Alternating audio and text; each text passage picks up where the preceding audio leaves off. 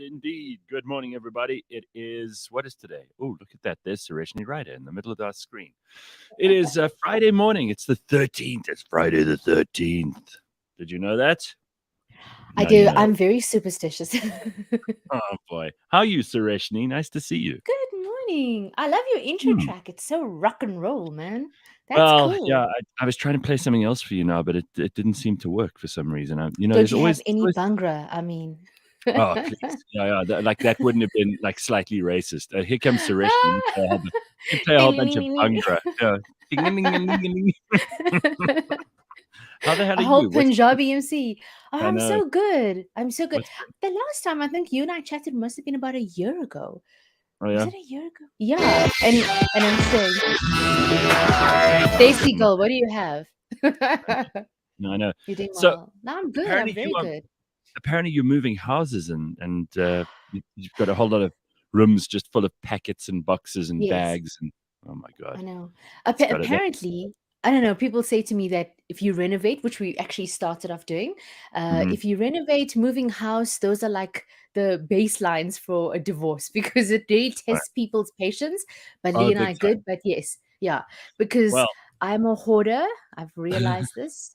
I thought I was a collector, and yeah. he asks me why do I have Mhm. 5 million things, and I was like, I don't know, it just rocked up here. So yeah, Well, I'm decluttering. I'm terrible. so we've got a feature on a Monday that we've been doing for a while with the South African Gold Coin Exchange. It's called Collectomania, and the difference between hoarders and collectors is still not completely clear to me. It Oh, seems to so me that there's a blurry line. there's a very fine line between those two. There are Well, I'm collection. sentimental. So what kind of stuff do you keep? Okay, so I collect first of all snow globes. That is the thing that I love. People see, I knew it because no one gets my love for these things, right? It's because as a kid, I was obsessed with American culture, Okay. and I thought every kid needed a snow globe. So everywhere, any family member or specifically Lee travels much more, he brings me snow globes. I mean, I've got snow globes from the DRC. I mean, what on earth? But I they've got snow globes. stop because I want to have you on Collectomania one morning because that's the right thing. Because I didn't realize you had a serious collection. I thought you were just like someone who had we had a guy on this week who's got like 12 shot glasses, and then we've got these people who collect like they've spent millions on their collections. So you've got Oh no, no, everyone no. and now I can tell you're a serious one. So Yeah. you reckon you got more than 30? Oh yeah, 100% more than 30. And the sizes vary. I also have seasonal ones. So a friend of mine Okay. actually bought me massive Christmas ones, and all I'm looking for now is a Diwali one. I mean, a Diwali version snow globe. Come on, that'll Where be where are you fantastic. gonna But find the when I Diwali was snow globe? obviously in China, somebody's gonna go to China along the way and then send it down to me. But it'd be so beautiful. But when this process of packing started, I Mhm. found my box because I obviously Lee says the first thing you should pack away are your snow globes. You don't really use them. I'm like, but that's my Yeah, of inspiration. So course. I started packing, and then I realized I'm into 3 crates now, and this might be a problem because he's gonna ask me, what am I doing with this? It's I love That's it. It's people collect spoons, man. I collect snow globes, and it's just something that you I've know, collected from as a childhood. if you love I'm allowed. things, if you of course you're allowed, and that's one of the best things about being an adult. I mean, I look at my brother who collects like action figures and Lego and all that kind of thing. And I think that part of it is because he felt deprived as a child. We Yes. our parents didn't spoil us, which I think was a good thing. But I think he's making up for that now in his adulthood by buying all these things that he wished he had when he was a kid.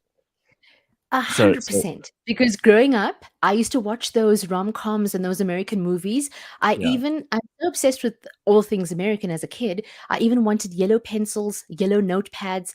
If I see a yellow, I promise you, every time Lee travels to the States, which is quite often, that's a lot of where his work is based, he takes photos of random yellow school buses. And he goes, Oh, yeah, babe. I'm wow. like, oh, that is Wow. so You know romantic. what? So, I yes, gotta the say, snow globes is a childhood thing. So, yeah. I remember when you two started dating, and then when you eventually got married, and I kind of, you weren't really like on my show all the time, but you were part of the Yeah. the sort of extended family there at Five, and I remember we used to talk about this, but you two have maintained probably one of the most, it's one of the best, and I don't want to put pressure on you here or jinx anything, Oh. but it's one of the Thank best you. relationships. Like, there's just such love, and you seem to continue to love each other. I Oh. wish I wish that was possible for everybody, because I know it's hard work.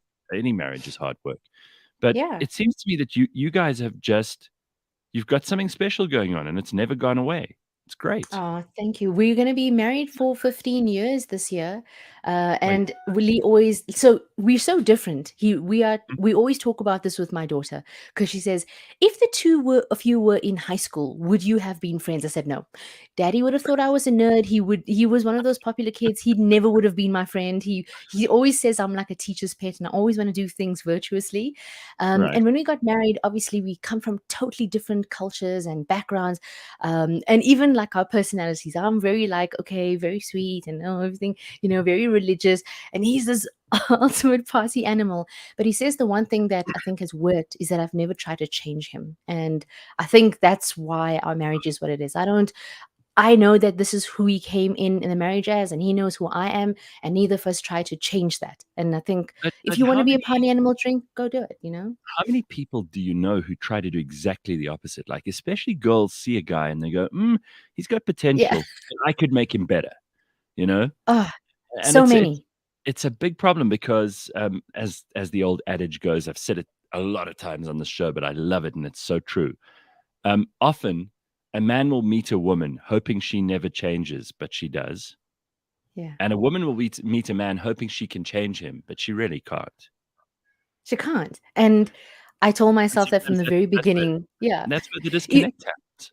100%. And you have to go in it consciously. And I think I Mhm. was very conscious from the beginning that he was so different to me. And I was like, okay, this is who he is. And I think even I said from a religious perspective, I said, listen, dude, I want to get married using a dot and a thali, which is obviously the yellow Sure. string that we tie as South Indians. And I'd like to wear a sari. And he goes, okay, I'm going to Google everything. I'm like, you do know that I'm Indian? He's like, I don't know. You're just a nice girl. And I said, Google everything because this is who I am. But I said, Yeah. in our religion, we don't really convert, but this is who I am, and I really don't want to change anybody, and I don't want to change myself. So this is, are you cool?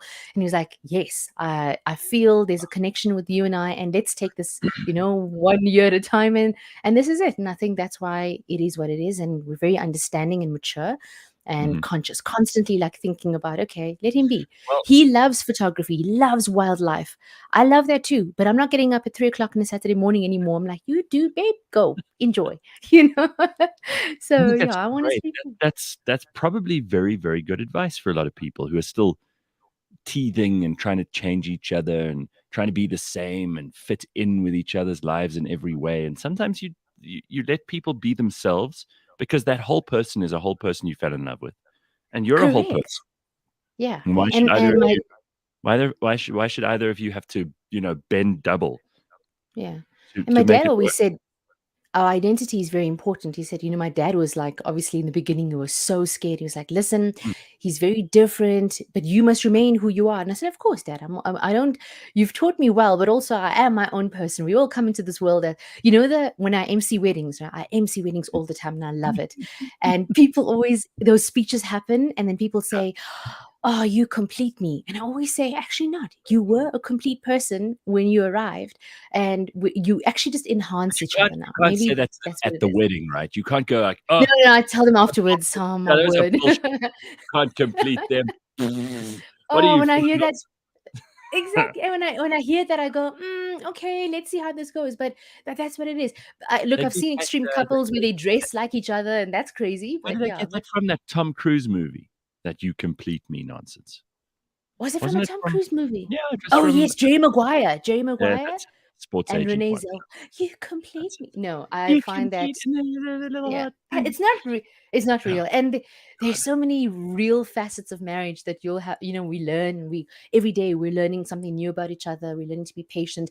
COVID in the 2 years, obviously him working from home, I've almost started to sound like him. Yes, we will circle back to that formula again, and then yes, that is a great point for. So now, like, okay, so he's an engineer, right? So super smart.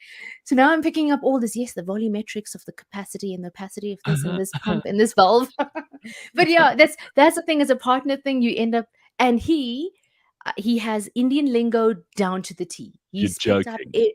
Oh, Lee, he's more Indian than I am, and my parents love it. The app, Oh, because when they wow. speak and use certain phrases, Lee's on it, hey? Even Tamil phrases, which is really special. Really? And yeah. So and my father hears Lee dropping one or two Tamil phrases. Oh, look at my son-in-law, Ugh. look at that child. So Well, yeah, listen, no, that's really you cool. you you talk about being a little superstitious, and for a lot of people, Friday the 13th is, ooh, it's dangerous, and you want to be careful. I mean, there's some good news this morning, and I've been watching this price, which I shouldn't do all the time, but the Bitcoin price has gone back up to 30,000. It was really, really in the fucking doldrums yesterday, and I looked at this and I thought, oh my god, there is just nowhere we can run because everything seems to be going down at the moment. It's just such a mess. So for the people who are extremely worried, it looks like it's ticking back up at 30,500 at the moment, but not great anyway. Here's something Ruth says. She said there's a lunar eclipse this Sunday and Monday night, right? So Sunday night, Monday morning. Things are definitely full of energy at the moment. I don't know what the lunar eclipse means, but our ancestors used to be so no matter where they come from, anywhere. When anything happened in the skies, it was like, oh, this is good or this is bad. They would usually default to it's bad because if it was unusual, it probably meant something terrible was going to happen. So if you are a person who knows something about these kinds of things, or if you just, if you're into the more woo woo spiritual side of astronomy, then let us know what that means. But I mean, I'm kind of curious because it is. I don't care about Friday the 13th. I've got a bunch of things to do today. I'm just glad it's Friday. I love Fridays. And by the way, if you're wondering where Leigh-Ann Mole is this morning, she's got load shedding, so it must be because Friday the 13th is bad news for her. You know what? The Mercury retrograde, right? That's Oh my been god, I don't know what happening. that means. What does that mean? Okay, so it's like the energies are off its axis a little bit. So everyone's talking about how your flights might be delayed, technology is going to fail you, and I think it affects. So I love astrology. It is part of like Hinduism. So a lot of the things that we do in Hinduism is based on astrology, even down to how your name is selected according to your birth and all of that, right? So I Really? grew up with that. Yeah. So when an Indian baby is born, they usually document like what time was the child born. You would Hmm. phone your local guru or your priest or your pundit and say, listen, the baby was born at 2:57, and then he Yeah. would go to the charts and the Hindu astrology charts, and from there he can determine what the ideal letters of the name should be, because that means the forecast for your child would be one that is positive. So you don't just choose, I Oh, really feel like Chelsea's the name for my kid, and then she goes, oh, hold on, it's actually the letter DE, something as definitive as a DE. Then you go, okay, maybe it's Deandra or whatever it is, and that's how right. children's names are determined. So yeah, you consult a book, and then it kind of says, okay, if you go with this, the energies are good, the alignment of the stars, where the child's astrological, like the sun and where the moon rising, all of that. Yeah, it's a thing. It's a So very for serious me, thing. made it is because, like, I know I don't sweep the house at night because my mom said it's bad luck. You just don't sweep the house at night. You don't sweep away your good luck or your Lakshmi. Ooh, That's so a lot of those things. And wow. Mercury retrograde, copper. Some you're gonna laugh. This is my whole life. No, go My on. grandfather insisted to drink from copper. Like copper Yes. cups, Yes. because of the energy of what you put into your body. And I was like, I don't understand this. Maybe it's just an old grandfather thing, but things like that, the little copper bangle, he swore by those things, and they're very connected. He feels everything is connected to the earth. That's why a lot of our prayers and rituals give back to the earth. So, and Mhm. we ground ourselves by walking barefoot, and that's, yeah, so that's, it's I must intricate, I it's must tell you, lovely, I I I enjoy it. find I find this stuff very interesting because Hinduism is probably the one religion that, particularly out of the Eastern religions, that I know the least about. I've done a little bit of reading and background and research into Shinto, into Buddhism, um, obviously into the three monotheisms, so Judaism and Christianity and Islam. But I don't know a huge amount about Hinduism, and I love hearing this stuff. I mean, also the whole the pantheon of gods is just fascinating, and It the, is. the smaller kind of deities that each village has its own deity, and each family can even have their own, which is kind of more ancient than anything else that we've got in terms of religion. I think Hinduism is the oldest religion on earth. Yeah, It is, right? absolutely. And it is, yeah, absolutely. And It's very calm. It's about love. It's about, loving community, doing seva. Seva means community, service to mankind. That's like the baseline for the religion. I learn every day. Like you, there are many deities. I choose my favorites. I choose the ones that align to me.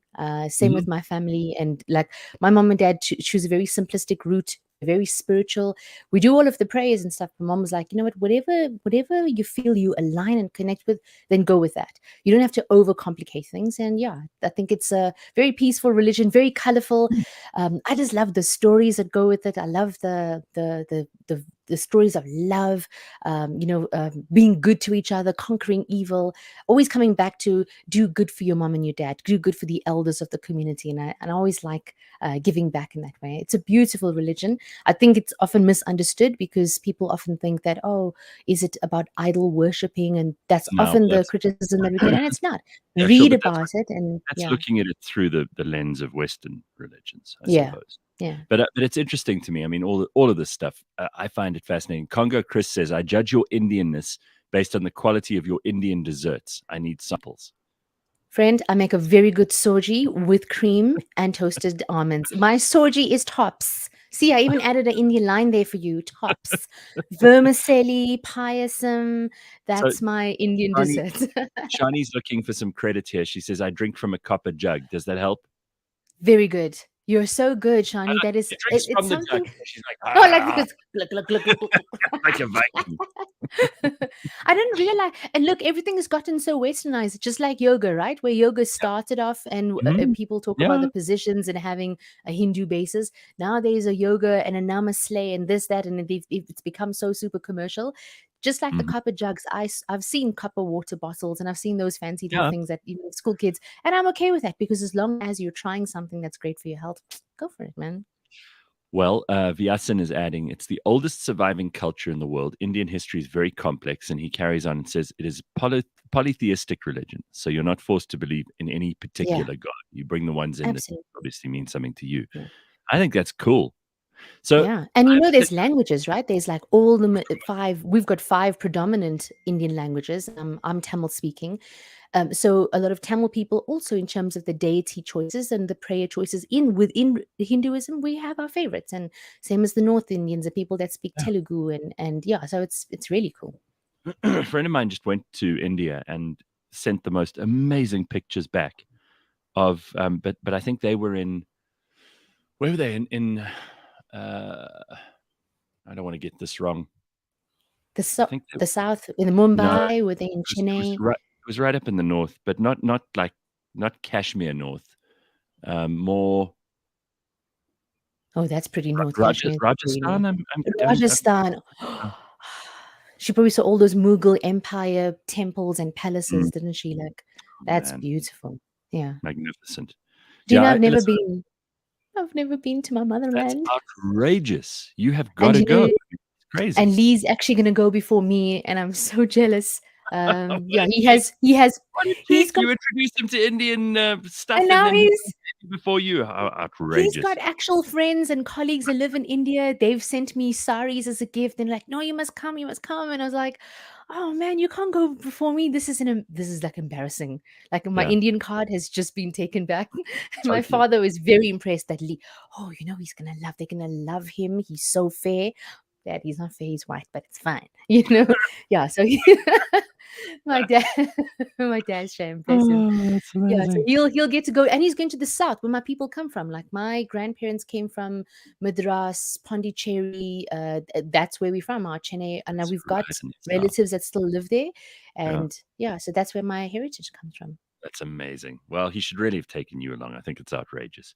Okay, so there are a couple of things I want to get to this morning before we have to get to headlines. And you very seldom have like a powerful, outrageous opinion that you don't think anybody should argue with, but you feel quite strongly about certain things, Sureshnie, and I've seen you argue very passionately about the things you really care about.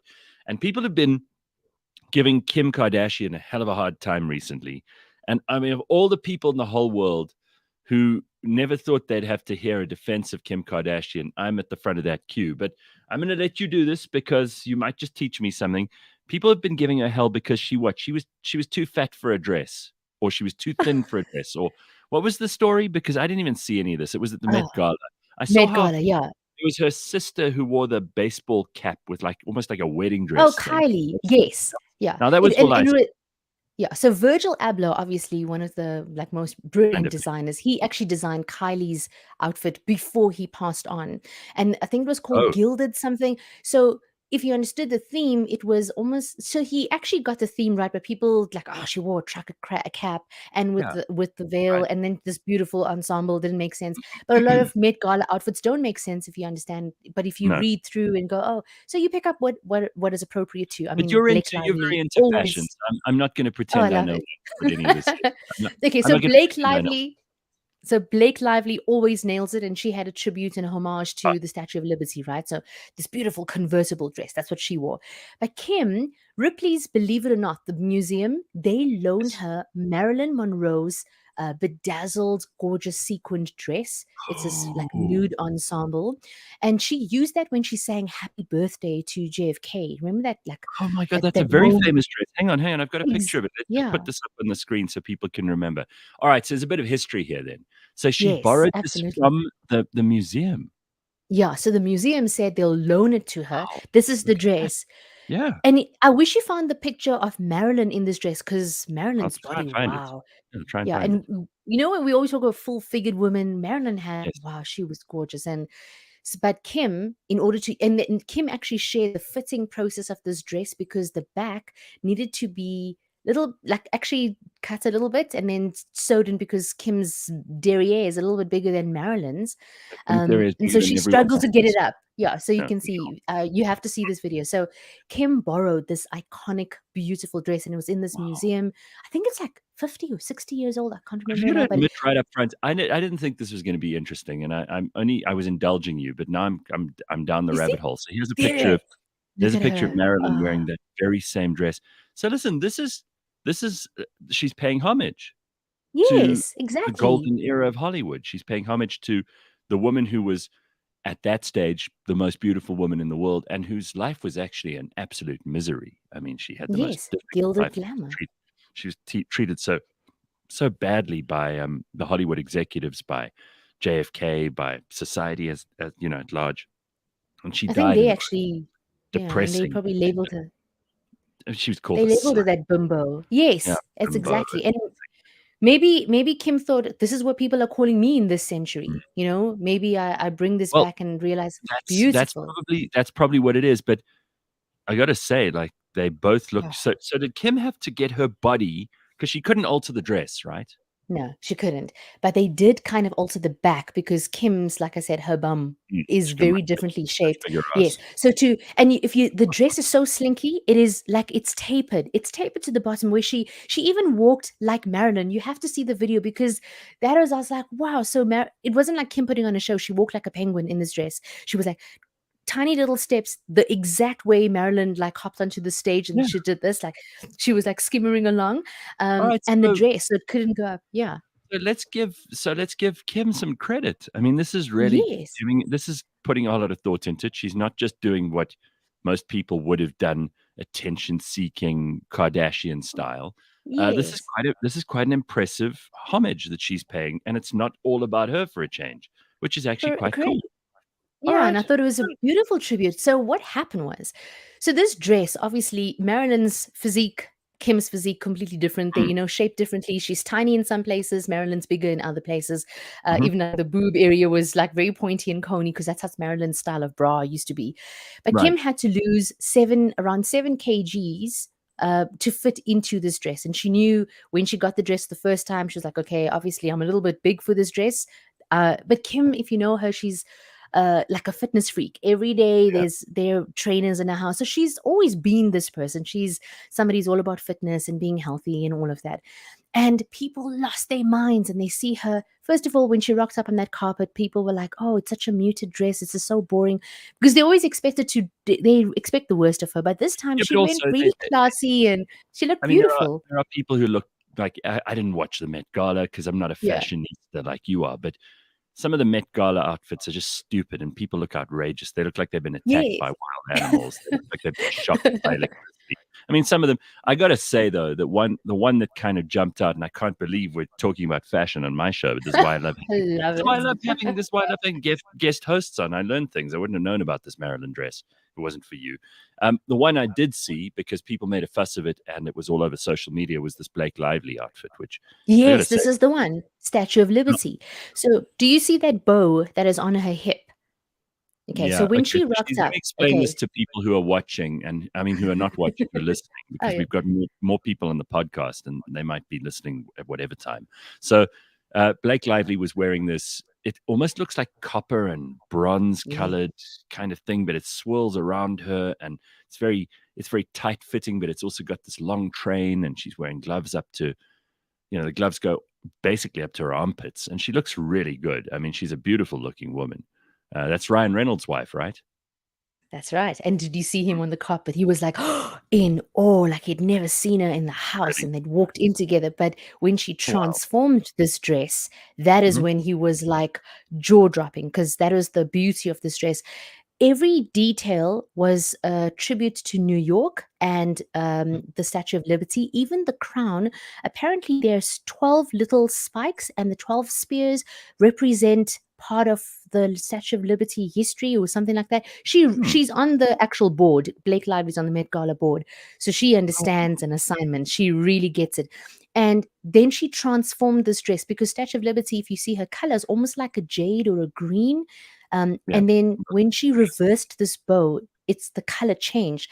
They actually came in, they pulled the gloves off, changed into this beautiful, like jade Oh, blue color. wow. Yes. And then the entire dress like What about this? flipped. See, Yeah. Yes. I She don't, I always don't, thinks about it. I'm not going to say I care about this stuff because I don't know anything about fashion. And I think this is just really, really rich people who've lost other reasons to wake up in the morning. So they have to find, like dumb dress ups, and you see this sometimes. It happened in the 1920s in Europe as well. Between the wars, people who had lots of money just didn't have much purpose, and they would just spend money on outrageous costume balls and things. I mean, that's where you get so many of these stories about people who would go attend these balls. There's Blake Lively with Ryan Reynolds Oh, they're looking at such a each cute other. couple. They're a cute couple. Mm. But I do like the fact that there's a bit of thought and there's a bit of a tribute to history here. And I suppose anything, and this is something I discovered, if you sit down with anyone and you take the trouble to find out what they care about, you take the trouble to actually ask questions that are genuinely motivated by interest in in that person you're talking to, you will discover that very few people are not worth the time, right? Even if it's a Hollywood celebrity you think is a vacuous idiot, even if it's a person that you've, I don't know, got stuck in a lift with, um, and you thought, this is not a person I would choose to spend my time with. If you do, and if you actually listen to people and you actually learn something from them, suddenly everyone becomes fascinating. We could all learn from this. This is Something how I've I got married, Gareth. This is how I I met my know. husband. I know. He knew nothing about my background, and that's where we found something common. It's fascinating, it really is. But I was talking about this dress and why I was so angry at people being cross at Kim, and I Yeah. don't get it. She had to lose the 7 kgs to fit into this Mhm. iconic, beautiful dress. And people thought, oh, it was so muted, but whatever it is. But then I thought, okay, you're getting angry at somebody to fit into a dress. How are you different from a bride who's shredding for a wedding?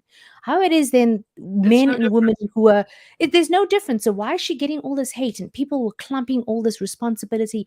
Kim, you're a public role model. Mhm. You're not solely responsible for young people. You're not. We're So human hang on, beings at the end of were the people day. You know. saying that she shouldn't be losing the weight? That Yes. it's bad as an example that she's making Yeah. fat girls feel, or girls that can't get into perfect shape, she's making them feel less than? Is that what it was? Yeah, there are people Ah, like Jamila Jaleel who I love as a commentator and who's like that? a presenter. Jamila Jaleel actually is, I think she's a TV presenter in the States. She did one of the late night shows, I think just after David Letterman. I think she took over one of his late night shows.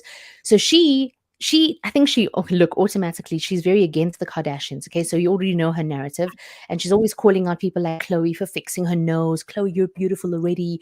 You didn't have to do those Alright. extreme shakes. So she's constantly she knows, she's always like, you'll know if there's an issue with the Kardashians, Jamila is the first one. And I love that she advocates for that because she wants women to appreciate and love who they are. And you don't need to change yourself physically, but it's a choice at the end of the day. If you want to fix your nose, fix your nose. I've been wanting to fix my teeth. It's my prerogative, is what I want to do. You shouldn't be held by other people's standards at the end of the day. And that's exactly what she's doing. And you should never do it for someone else. I think that's the key. I mean, like if you're a girl and you want to get a boob job, or you want to lose some weight, you want to fix your nose, you want to do some plastic surgery, as long as it's for you and you don't take it to extremes, like we've all seen those people who've gone too far and then they start looking really terrible. But I don't see how that's anyone else's business. So she went out and said, look, it's another bad example, because what you're saying to young people, in order to look good or feel good, they need to lose all of these kilograms, and it's not fair. And I was like, hold on, are we going to say the same thing to brides? What about people who take part in bodybuilding? They do extreme diets. Right. Yes, they do. It's a sport. They do extreme diets because that is what they need to do. They need to condition their bodies to look a certain way, to be on stage. That's how their muscles need to come. You know what? If you can do something to change your body, transform yourself, 7 kilograms in a couple of weeks, that's no small feat. That's impressive. Yeah. And she put the work in. She's been putting the work in, and it wasn't to impress her boyfriend or anything like that. It's because she really wanted to use this dress. I know brides, people. I was one of those brides. I wanted to make sure I looked good on my wedding day, and I made sure I cut out this and cut out that, and I made sure I looked good because I wanted to feel good. I'm doing it currently. No one wants to be a fat bride. Everybody's going, oh, it's a great wedding, but that bride is so fat. And those dresses are tiny, man. Especially the ones you're ordering, and if you're ordering from Shein or wherever you're ordering from, Elisab made a certain size. You want that dress, but also like you want to feel good, and that's how you feel as a bride. Do it. Just like if a bride chooses to wear pink, let her wear pink. Whatever makes her happy, or whatever makes a man happy. Guys, our life is way too short to be fussing and fighting over this person and that person. But also, no one appointed. You know what? I hate the way that everybody expects people who are just famous, and in the Kardashians' case, famous for being famous, that they must be role models to everyone else. They're not. They didn't ask for that job. No one stands up and goes, I'm a role model. Now suddenly you have to behave a certain way. It's worse. If you ask me, the people who are telling you that you're a role model and you have to behave a certain way, who the hell put them in charge of who? Nobody's going around saying, well, everything Kim Kardashian does, I'm going to do. And if they are, then that's their problem. It's nobody else's problem. It's ridiculous. And should you make a choice for yourself? I mean, you come into this world, you have your own thoughts, your ideals, your values. I mean, something you can't blame. Also, like, why are you blaming celebrities all the time? Please take accountability for yourself. Stop blaming other things. For all we know, there are people who've got Vladimir Putin as a role model. For all we know, there are people who've got, Donald Trump as a role model. Yeah. You don't know what people choose as a role model. So who the hell is this other late night show host we've never heard of who's going after? Leave people alone. Let them do what they want to do. I mean, I also think that there's an element of like, if you're going to be stupid enough to follow someone to the nth degree and like commit yourself to being modeled upon that person in the true sense of the word role model, then you're probably going to be disappointed at some point. If somebody says you're a role model, the response to that person should always be, no. That's, you decided that. There's nothing on me, because I might let you down. I might not live up to standard in your head that you've created. So, I mean, Congo Chris says, if you think the Kardashians, put yourself in the mirror and sort your fucking life out. Yes, I agree. Absolutely. And you said it so rightly. You can't be putting that accountability on a role model. And they're human beings. They're going to disappoint you. Just like they say, never meet your idol. They're going to disappoint you. So far I've been lucky. My idols have just beyond impressed me. But yeah, that's the truth of it. Well, we'll get to that in a second. Here's Leigh-Ann Mole. Your load shedding is finished. Ta-da! There is light. No water. No water. Mind you, for 24 hours. But there is light. Are you in KZN? Hi, Sushi. No, but you'd swear that I was in a small hut made of grass on a hilltop. So because of no water, electricity. Does it smell delightful? Have you started to put on extra like perfume and stuff like they did in the 1600s to disguise the fact that you smell because you haven't had a shower or bath? Well, that was the case yesterday. until I finally gave in and drove somewhere to shower. So smelling fresh as a daisy for now. We've all We'll see developed how like that these. goes. We've all developed these survival tactics. Like I know if my water is off for an extended period, I know I'll go to one of the nearest gyms and I'll just go and shower there because I've got a gym membership that I can go to any one of them. So I just go to whichever one is closest, and then I'll have a shower there, and then I'll take some fresh clothes along, and then I can start my day. So we'll make a plan. It's not like people go, Yeah. there's no water, so my whole life is ground to a halt. No, For for my sure. family and friends, because of the KZN floods, their backup Yeah. plan was baby wipes. People use baby wipes. You come up with Definitely. something. Yeah. You Definitely. make a That's plan. actually a good plan. So you two haven't seen each other in a long time. So long. Same. You look the same. How are you, Leigh-Ann? Oh, wow. I know. I don't know if you've spoken yet about if anything has been mentioned about cleaning yet this morning. No. No. But I think about Sureshnie so many times when I find a bit of gunk somewhere, like in my phone or on my stove or something. I'm like, oh, Sureshnie wouldn't like this. Although she actually would. She enjoys cleaning things with like Yes. toothpicks and What do you got there on your lap? Is that a dog? This is this is my Miss Money Penny. She's looking rather Is that rough. still? Is she still going? She's 12. This is my listen. She's had a stroke, guys. I didn't know about this, Oh, but Jesus. she's doing good. The doctor is like she's defied everything. And my Harold Kumar, he's also around the corner. We now also have an Oliver. I've got a Buddy. He's a hamster, and Buddy keeps me on my toes. Okay, Buddy's my daughter's hamster. You've got a And whole in menagerie. winter, no, I live in a zoo, friends. And I even have a tortoise, but her name is Frida Robinson Rieder. So Frida. when we got Frida, when we bought the house, she was a resident of this property, and I said to the owner, "Listen, I'll buy this house. We will buy this house if you give us this tortoise because she's so sweet, and I've never had a tortoise." She goes, "Okay, fine." And then she was Robinson, and now she's Frida Robinson Rieder because obviously we married her into this family. But Of course, she's as a tortoise, she responds when you call her, right? I mean, obviously. listen, she does. Frida No. is Yeah, no, they Frida, do. They No. do. She knows her name. She comes to the gate. Cucumbers. Oliver, when he was a little puppy, he actually thought he was part of this family. He would eat whatever he's very protective. He would crawl on his fours because I think he thought, okay, this is what happens. No, she's one of the beautiful pets, like really a beautiful pet. But I must tell you the stress this hamster gives me because they obviously sleep a lot. Now I'm panicking, like, am I going to wake up and the hamster is dead? And then I must tell my kid, I'm so sorry about Buddy. So every day I literally like a hamster watch. Like, okay, you're moving. Yeah. And I tap the thing, But Buddy. hamsters- And then this poor thing is sleeping. And I was like, oh, sorry. we had hamsters when we were kids. Well, for a little while, there was a window period we had hamsters, and my brother and I. And these things were not very rewarding pets. I mean, they're not very bright. They kind of just go round and round in that wheel. Oh no, but If they're you not- love them as they're not kids. in the wheel. If they're not in the wheel, as Sureshnie says, they're sleeping. They eat like seeds. Yeah, They're so- sunflower they- seeds. Look, he does the Mission Impossible thing where he's upside down trying to get out of the tubes. And so he's entertaining. I even made him a ladder out of toothpicks. So yes, I'm doing my innovative things. And when I clean, I clean. So he inspires my whole cleaning thing. And I think that's where we started this conversation. And Leigh-Ann knows I love cleaning.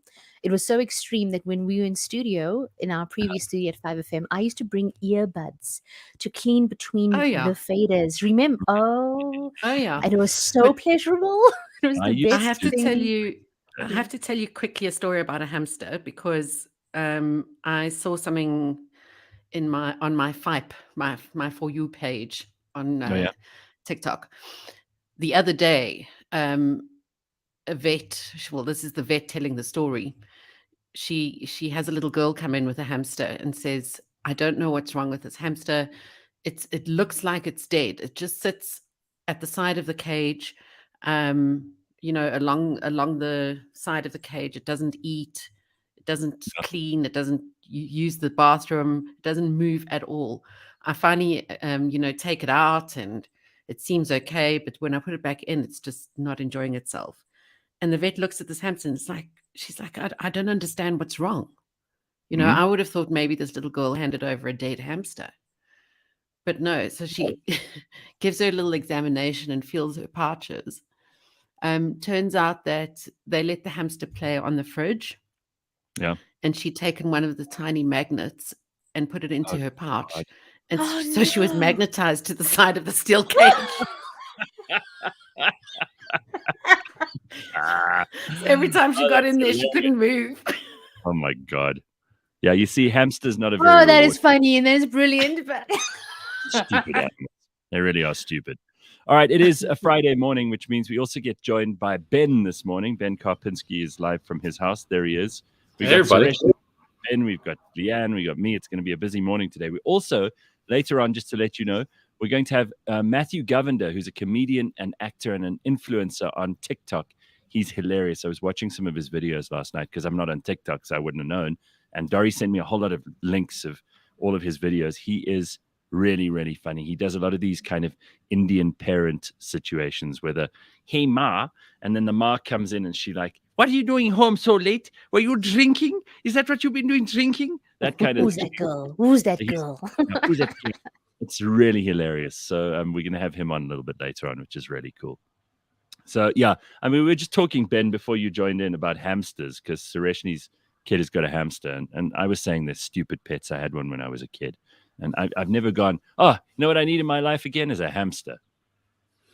Well, like, do you let the hamster out or is it only cage based? No, Buddy's got a ball. There's an actual ball that you can buy, and then you put Oh, him in the okay. ball, and then he runs an absolute racket and the whole time. And then obviously he knocks into most of the walls. That's how I know he's still okay. And then the dogs are super curious because that's all they do is follow this thing around.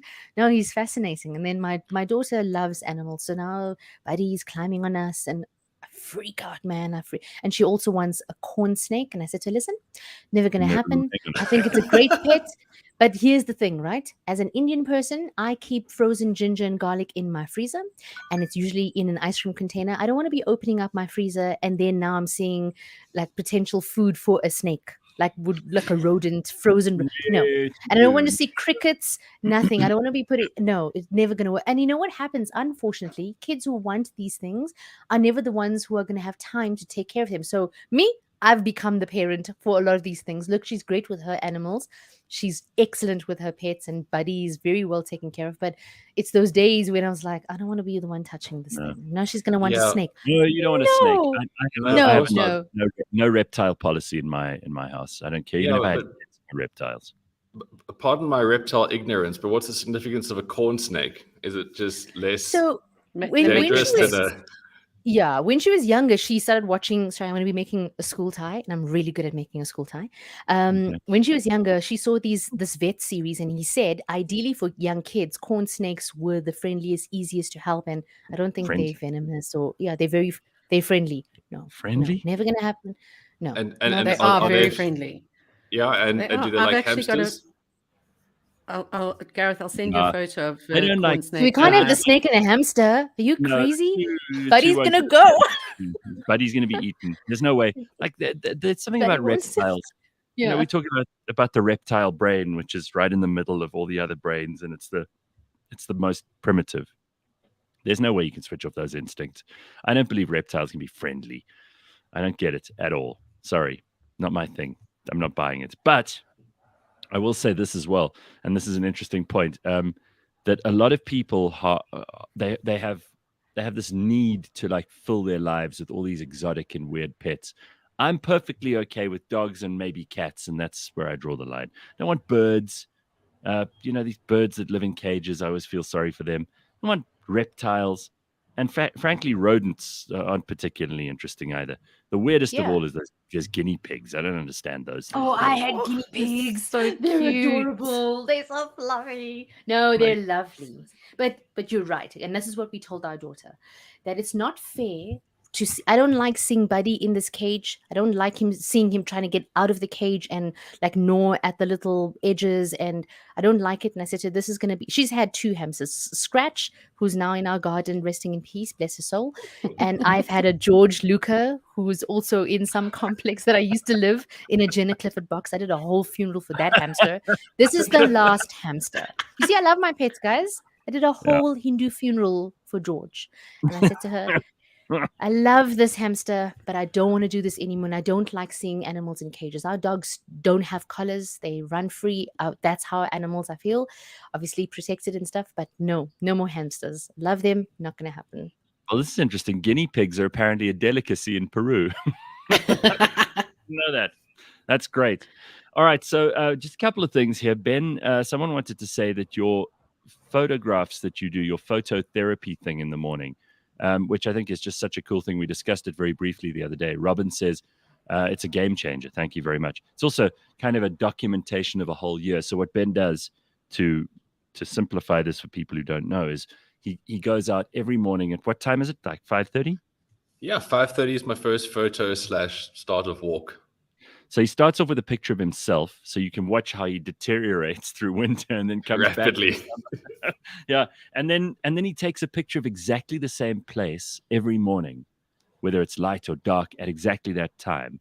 And you take a range of these pictures, and then you're going to put together eventually a like montage of these things to show the progression over a 365-day period, which is amazing, not only because it requires enormous discipline to wake up every morning at probably 4:30, do this stuff, and then put together the whole edit at the end of it. It sounds like a lot of work. Yeah, but it helps because last night I had some friends around, so I had a bit of wine, and I was so hungover this morning. Probably had about 3 glasses of wine, feeling rough. Oh, but then because of this project, I have to be back on the road, and I feel great now. Whereas the past, you would have like slept in and it felt even probably worse. Now I'm feeling great. We were talking just earlier because obviously I would never talk about this stuff unless Sureshnie was on, but she was telling me about Blake Lively at the Met Gala and how good she looked and everything. And then I put up a picture of Blake Lively with Ryan Reynolds, and everybody said, "Oh, look, it's Ben." So people still maybe in the afternoon with good lighting, definitely not in the morning right now.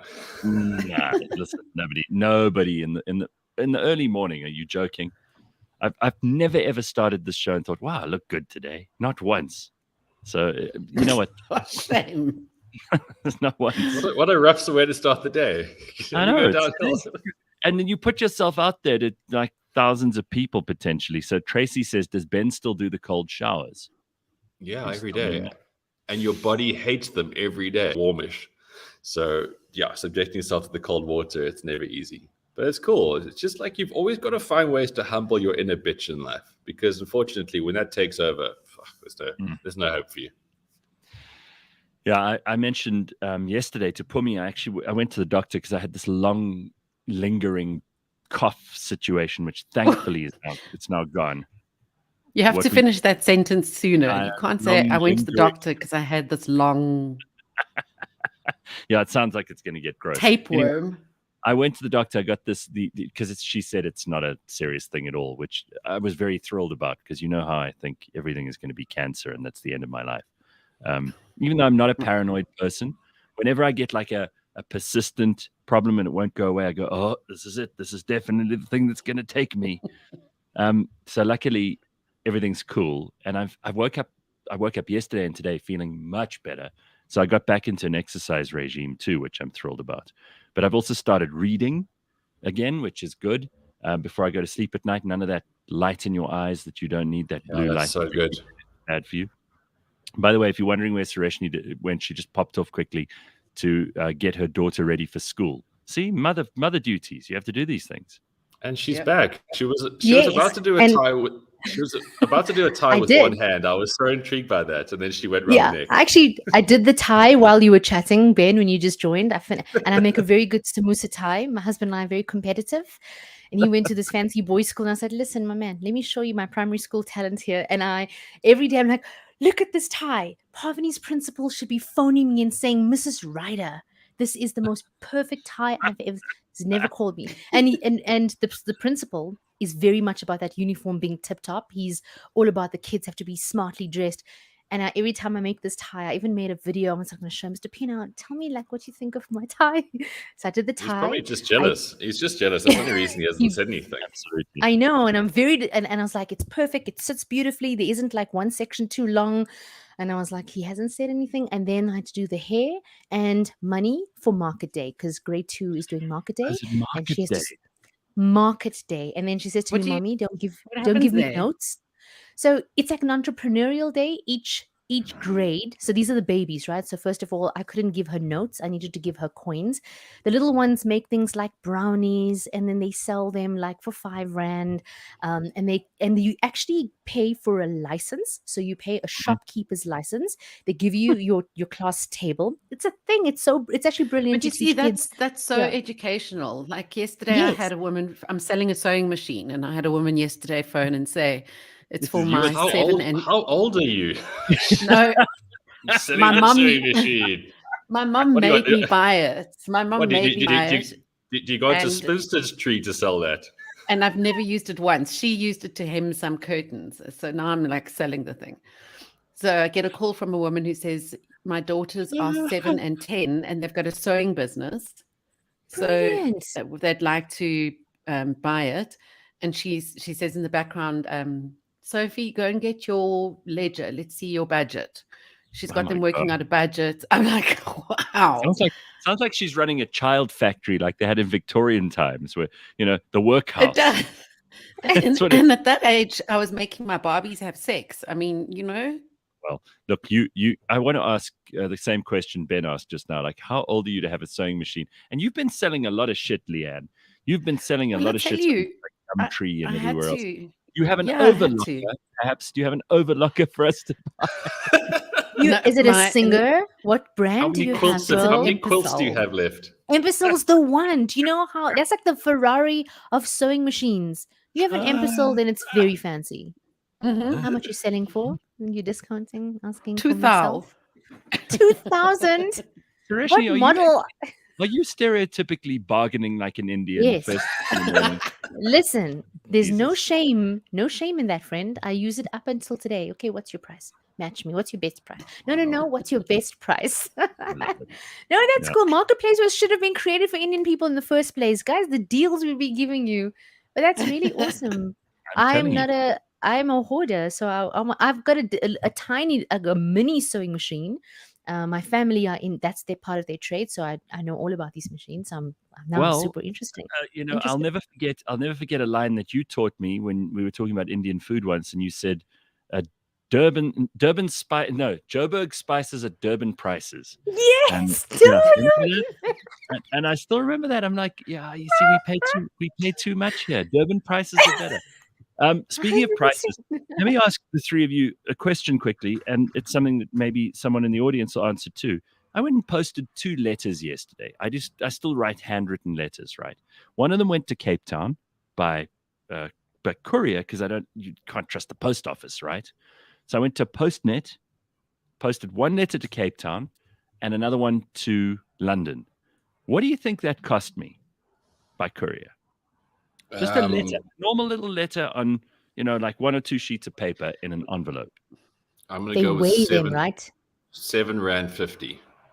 7 Rand 50. What do you reckon, Leigh-Ann? It would have had to have been flown.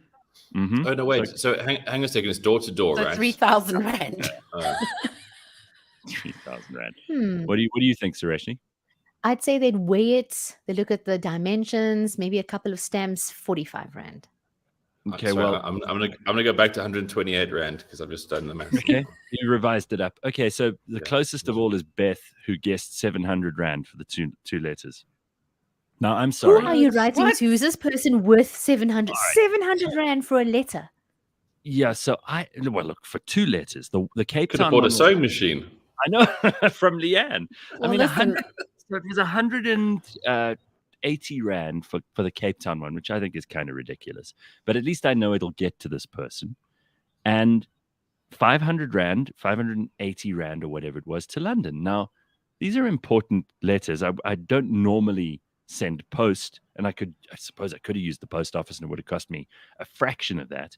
You just never know whether it's actually going to get there or not because our post office is so cuck.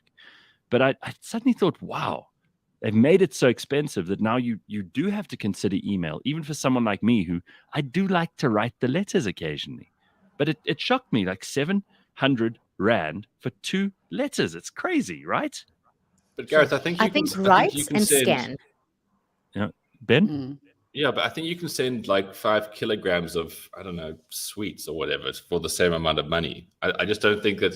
I think it's like a 0 to 5 kilogram kind of thing. So whether it's a dash of calligraphy or whether it's like diabetes that you want to send to someone, it's the same cost center, I think. Because I had to send 6 kilograms of something recently door to door. I think it cost 540 rand to Cape Town. 6 kilograms of something sounds very suspicious. Dodgy. Yeah. Well, I don't want to get into what. It's just boring what I was sending. Was it protein powder, Boot? No, it was sewing machine parts.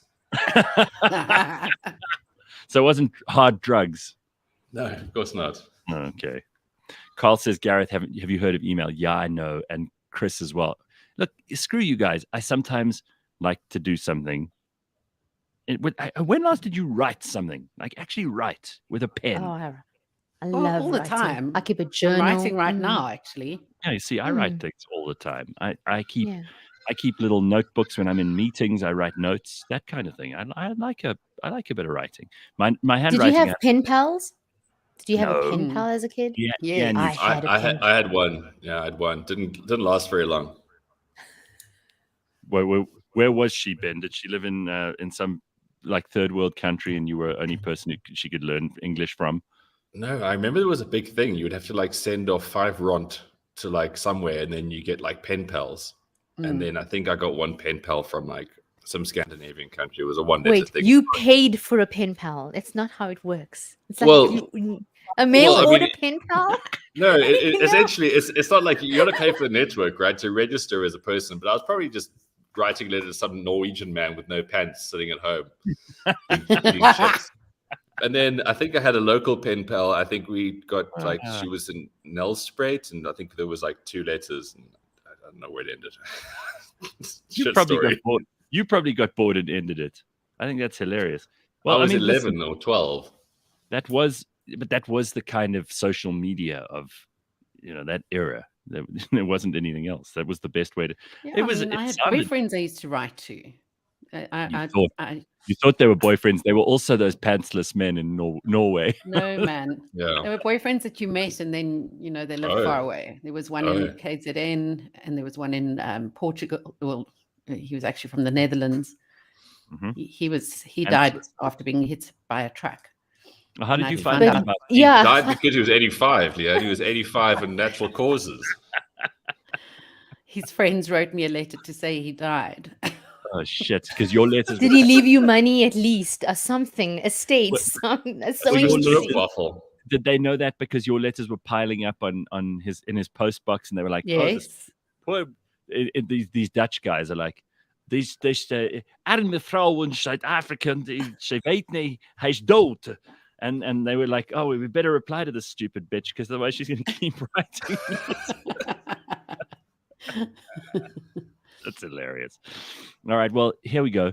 There are lots of people here who have also been posting. Gareth, you're the oldest person I know. Thanks very much. Even though exactly, don't rip me off about the sewing machine.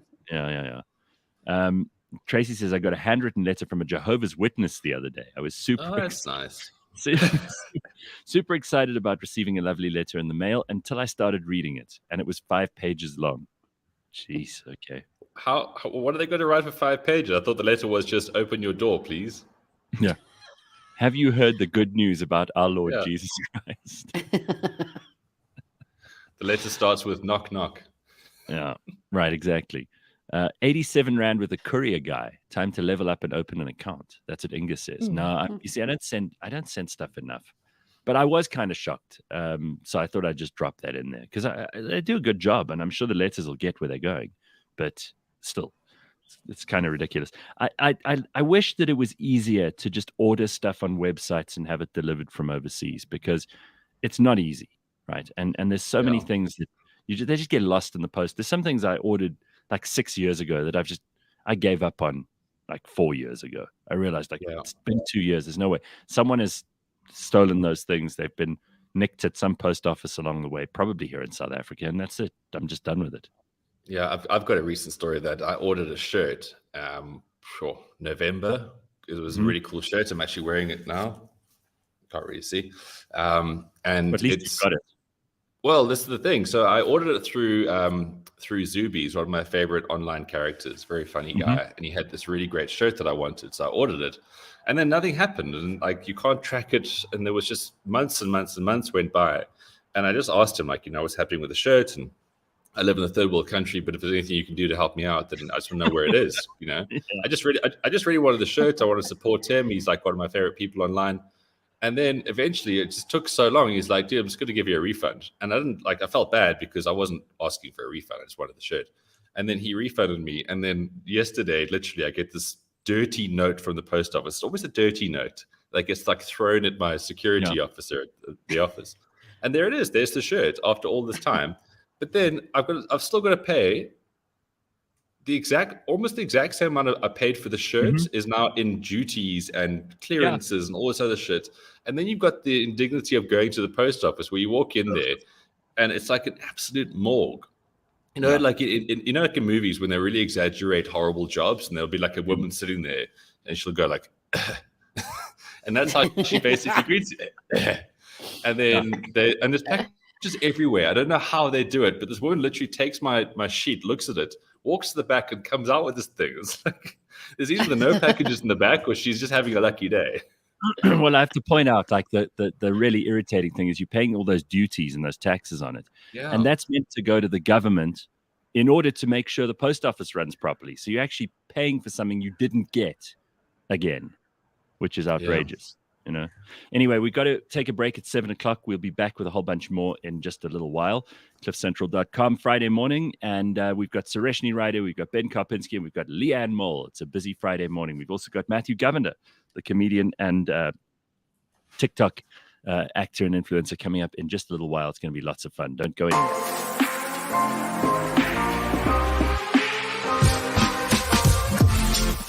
This week on the Auto Trader podcast. Is it still worth the additional price that you'll be paying each month? Well, I mean, a lot of insurers give you a discount on the insurance based on you having a tracking device. Does the one set the other one off? Does the lower insurance premium set off the price of the tracking device and its subscription? Yeah, well, I mean, there's two in that scenario. I guess there's two winners. You're paying less, and the insurance company has a high chance of recovering your vehicle as well. Catch us every Monday at 9 a.m. on YouTube and on autotrader.co.za.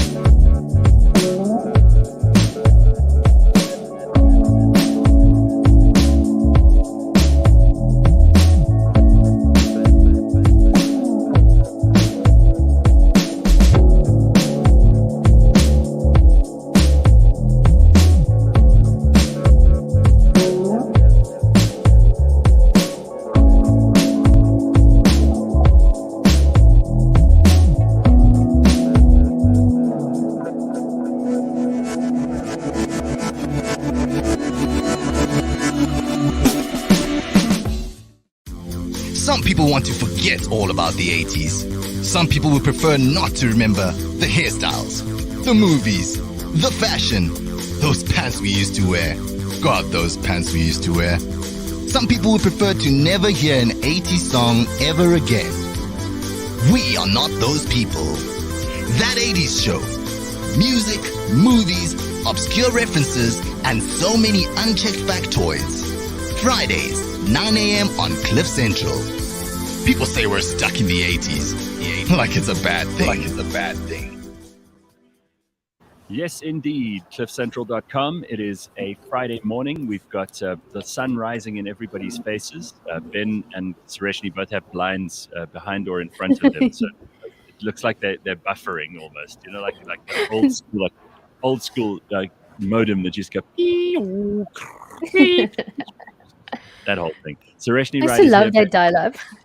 Yeah, well, I didn't, and it was always super slow. You couldn't do anything with it. Do you remember when we used to have to wait for like a 10-minute clip, or I mean a 10-second clip to like load, because our internet was so slow, and now this is what I always say, is like humans have this built-in ability to forget how far we've come and to complain about stuff we've got now that like 5 years ago we would have been thrilled to have.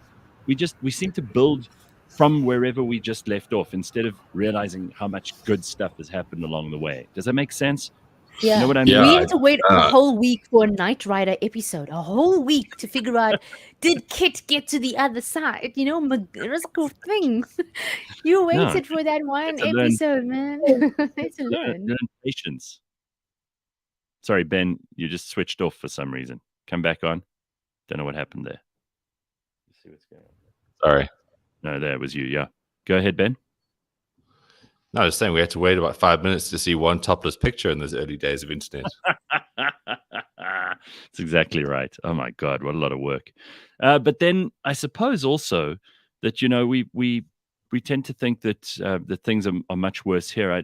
I know people in America who have shittier internet than we do, and who they still don't know how to use basic, you know, like the kinds of apps that you use for meetings now, whether it's Microsoft Teams or Zoom or anything else. People are already struggling with that stuff. All right, let's get to a couple of stories that are in the news. I don't know if any of you are excited about this or whether it's just me, but I saw the trailer for the new Top Gun movie, which has come out. Yes. It was meant to come out last year, April, right? This looks very exciting. I think they delayed it because of COVID and everything else, but it's coming back on, and Tom Cruise is in it, looking not that much older, I got to say. He's got some weird voodoo going on that keeps him looking young, but it looks very, very There's that cool. religion of his. Yeah, that Scientology stuff. Listen, if he can look like that, maybe it's worth giving Scientology a try. Huh? Maverick and Goose. Oh, don't you reckon if you could, because Tom Cruise looks exactly the same as he looked 20 years ago. Yeah. So if that's what Scientology, I'll take some of that, thank you.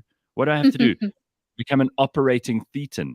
I have to be strapped up to that machine that takes away all the bad energy or whatever it is. Someone can explain that to me. Have you seen the trailer, Ben? Sorry, guys, I'm having a bit of a challenge here with my equipment. I'll be right back. Challenged. here we go.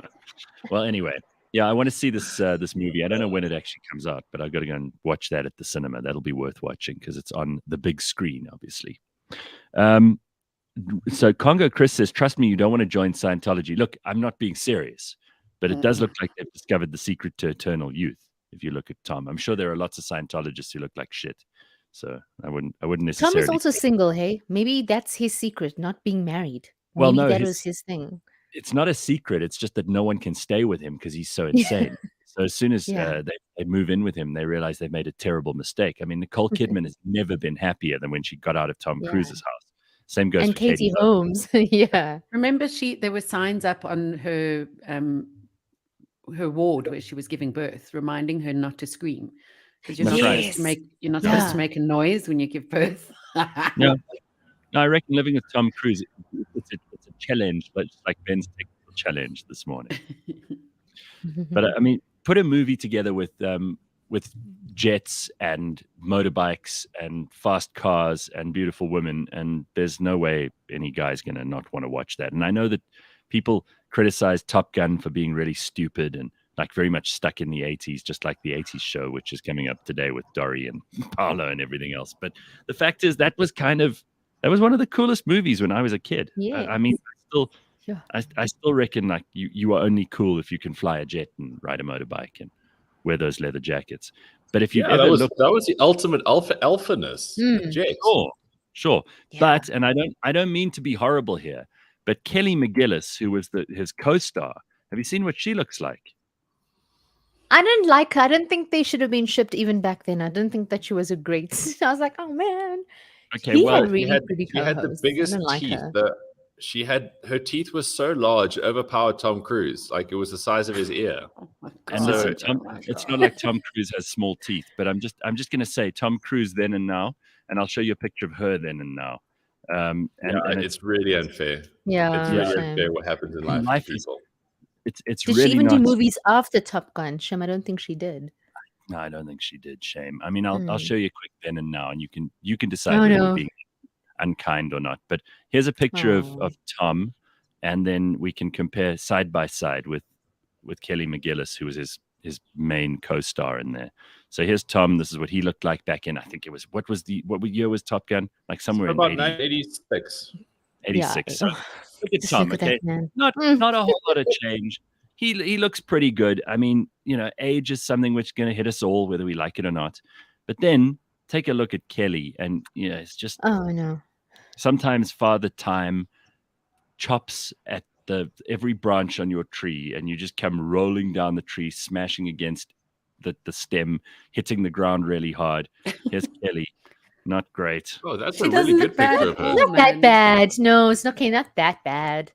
No, you, I mean, Gareth, you she found a hasn't great like- picture of her. I didn't want to be I'd too be happy cruel. to look like that at her age. You would? Same. Okay. And she hasn't done face work, or you can see she hasn't been Botoxed, or no, she looks great. Yeah. All right, well, I'll show you another picture then, and maybe Oh. not so. since you guys have pushed me. Now, I wasn't going to be super cruel, but now because you've asked so nicely, I'm going to show you. I mean, Gareth, you preface this whole thing like looking like she literally looks like a dropped potato. I mean, she looks fine. All right. She looks good for her Okay, age. so I found a nice picture. So okay, I wasn't trying to be horrible. So here's the picture that I should have shown you. Then you ready? There we go. Looks Is that like a really grand- her? That's her. That's Kelly McGillis. This is somebody shopping at Walmart, man. No. Wow, can't be that's her. like a dating profile pic to actual thing. Wow. Anyway. This is that pen pal that you wrote to, Ben. There This it is is. the girl. That's You've been There she writing. is. She's got my letters under her arm there. We found her. No, not good. All right. So a couple of things. Google has announced that there are 30,000 developer sponsored scholarships that are available for Africans, which is really good news because we need all the jobs we can get here in South Africa. And apparently some of these are jobs that you can do from here. You don't have to move to America to work for Google. How does that work, Leigh-Ann?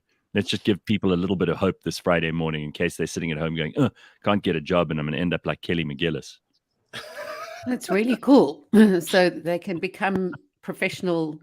It's anyone from beginners to professional developers, but they'll train you to become a professional developer.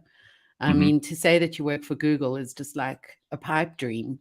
And now they're tapping into Africa, which is quite amazing.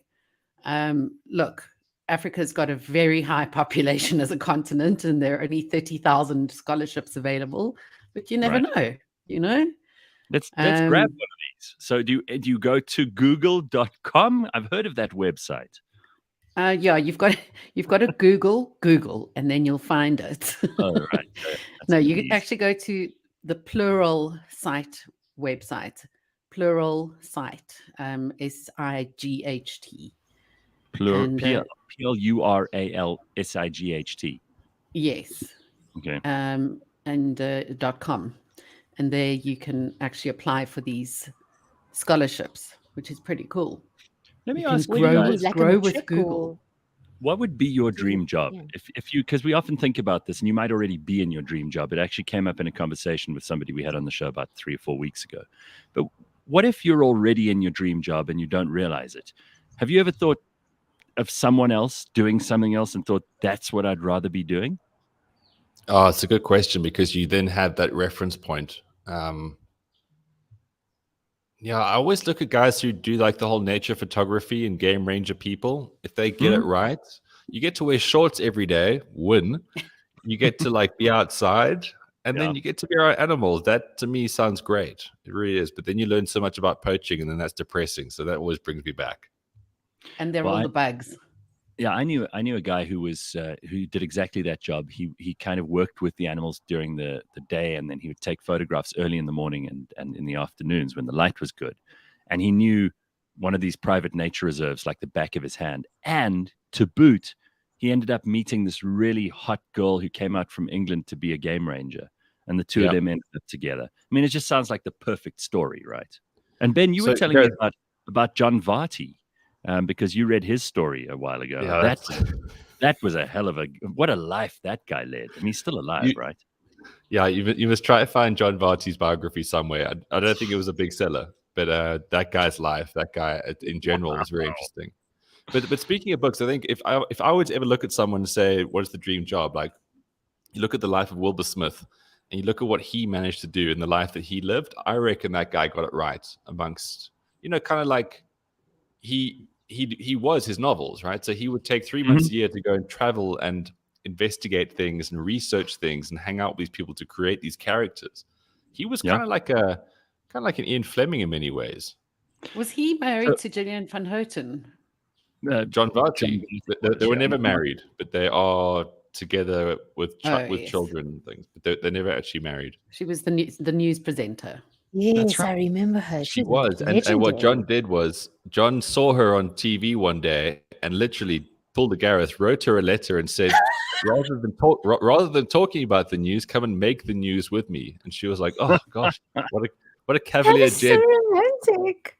Yeah, but he wasn't a romantic guy. He was a bit of a shit. But you got to read the story. You got to read the whole book.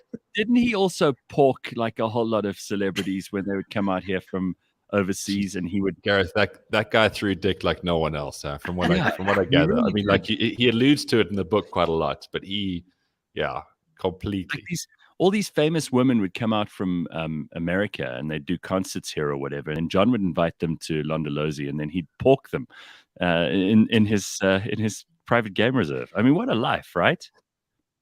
Yeah, that's kind of what it was, because back then, like, game driving and all that kind of stuff, nature trips wasn't what it is now. See, there he is. Yeah. He just hangs out with tigers. He was like the Siegfried and Roy of SA. But he was also the first person to really make private game reserves a thing, wasn't he? Exactly. It's exactly what it was. So, I mean, an incredible character. I've never met the guy. I wouldn't be able to talk personally of it, but the guy's life was fascinating. And he was the guy that he would be able to show you leopards. He would be able to show you lions, and he would have like access to these things. And then women obviously got bowled over by that.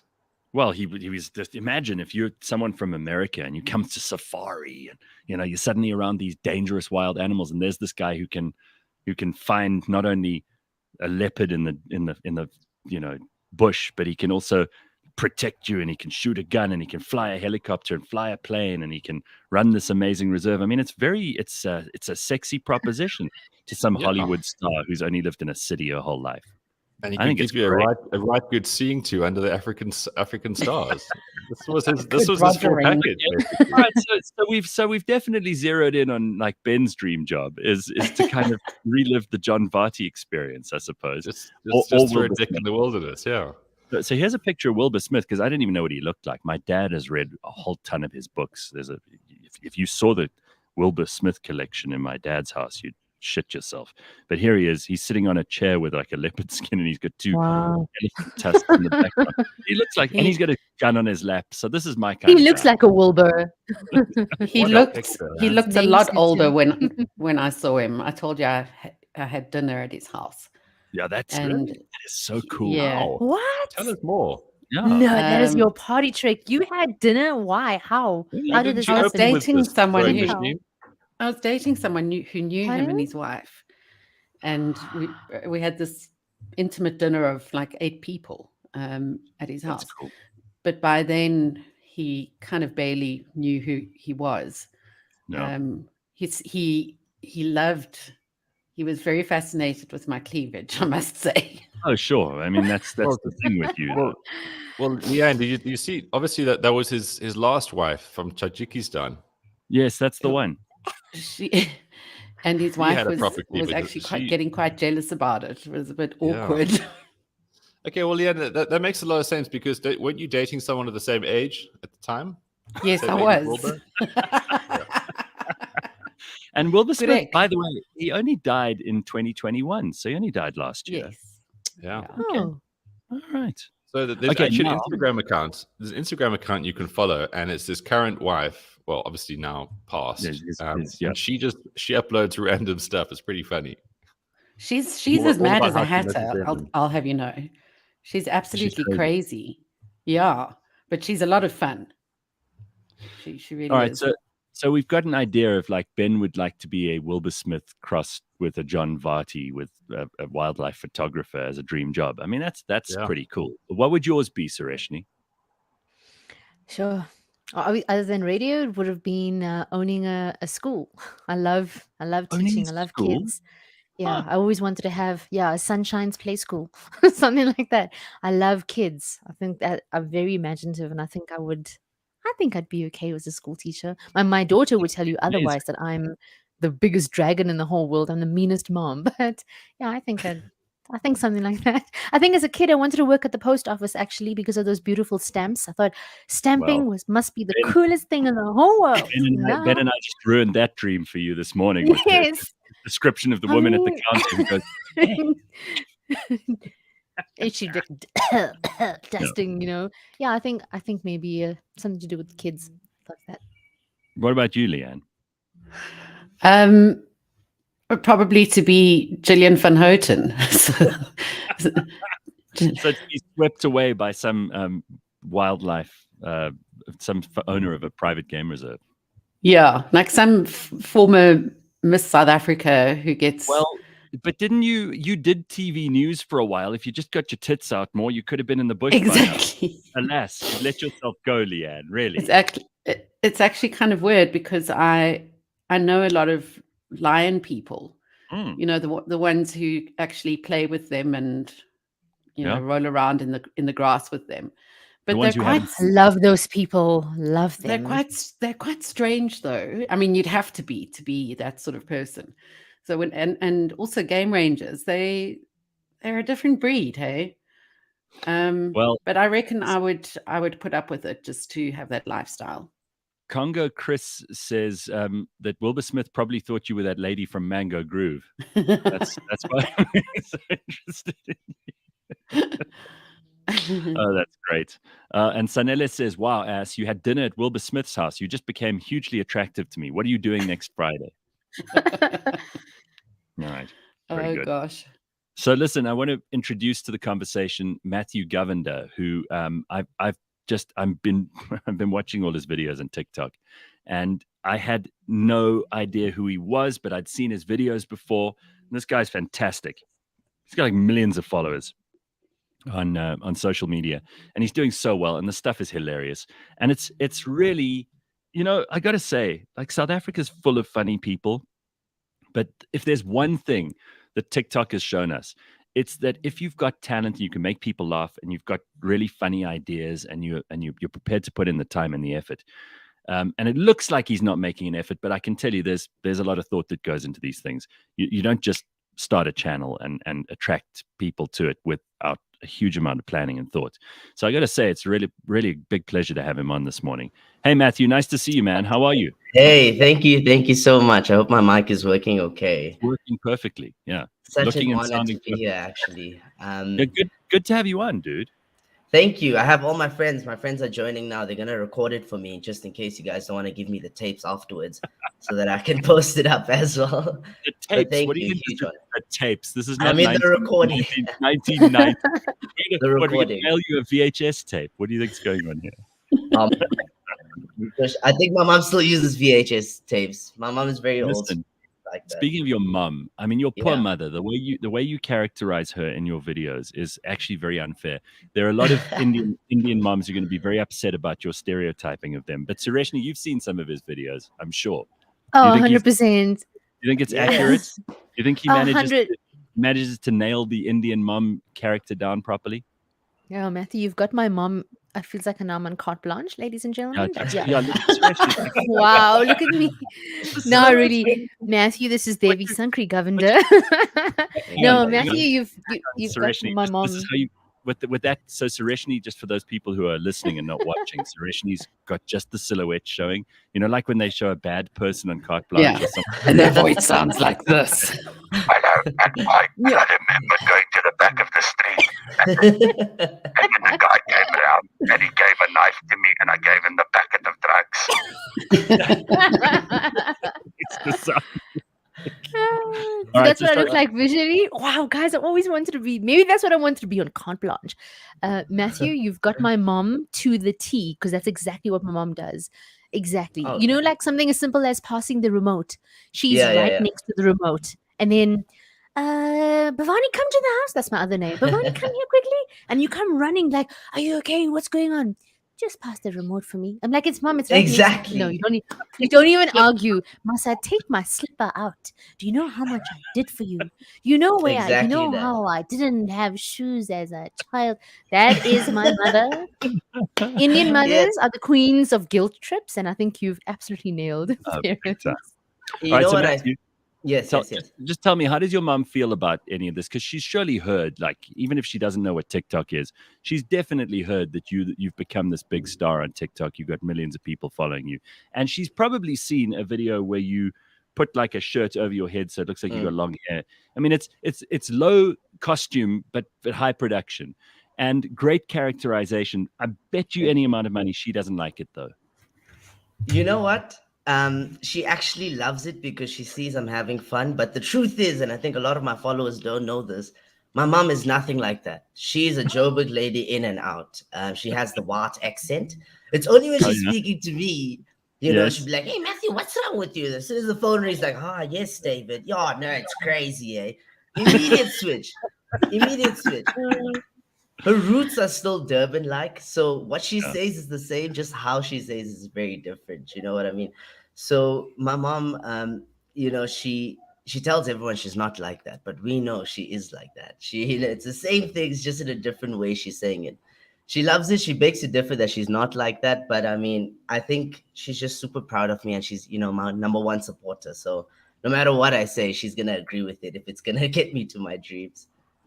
No, it's absolutely amazing to also see people starting to think it's okay again, because we went through a stage where people were like, oh no, if you stereotype anybody, even if it's your own culture, you're doing something wrong. And slowly we're starting to realize, like, those humorless people who were telling us what we could and couldn't laugh about are completely unimportant. You can laugh at whatever the hell you like. And there must be a lot of characters and things, because you sound like the kind of guy who's got, in your head, you've probably got like 40 different people playing games in there the whole time, right? Yeah, definitely. It's very fun to chill with me alone. You guys should try it sometimes. I mean, different accents. These guys are having it's like a whole movie up here. It's a whole movie up here. Right. Definitely. All right. So here's a question from Beth. She says, who does a better guilt trip, a Jewish mom or an Indian mom? Oof, that's going to be a tough one. Can I just put my hand up already, and I'll tell you about my mom? She walks around with victim chalk. You know, when people pass on, they line. That's my mother.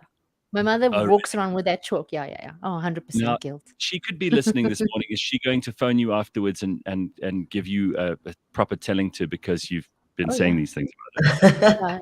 I'm going to graduate and tell her what a disappointment I am. She's like, we knew you shouldn't have married that white boy. You should have married the Indian one you chose. You see what happens when you don't marry your own. You see, Sureshnie, you see. She's not like that. What about the rest of your family, Matthew? What do they think of it? So I'm actually very embarrassed of my work in front of my family, because it's nothing like what we are. I grew up in a Joburg household, single mom as well, you know, and I have two other brothers, so I'm the middle child. I have middle child syndrome.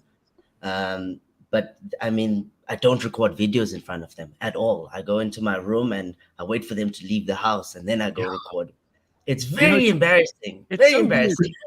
That is a very funny thing that I think we all do, and we don't think about it until you have a conversation like this.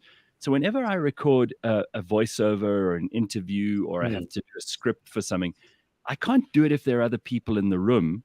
I kind of want to, and if someone walks in, I get embarrassed and I have to start again, even though I'm going to produce this thing for everybody eventually. So you do a lot of them in your bedroom, obviously. Yes. When did this all start? How old were you when you started doing this? I started, I mean, some would call it luck. My mom would say I'm blessed because I started as soon as COVID hit. I think it was April 20. No, sorry. Yeah, well, lockdown. It was lockdown time. April 2020 is when I started, and I did a lot of Indian related stuff, and I think I got like half of Phoenix to follow me. That's when I knew.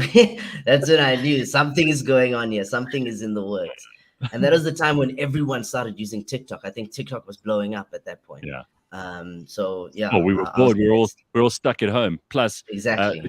China had already given us the virus, so we may as well have got something entertaining out of it. Yeah, exactly. So let me just give everybody a bit of a background here, because this is something you don't have to brag about. I'll do it for you. You have almost 6.5 million likes on TikTok. You have a following of some 228,000 people. And those are people who are like watching everything you do. You also have 12,500 people on Instagram. So how do they all talk to each other? Because I don't know anything about TikTok. And I sometimes feel like I should get on there. And then I stop myself when I see like adults doing dancing message at work. And I go, no, I don't need to be on there.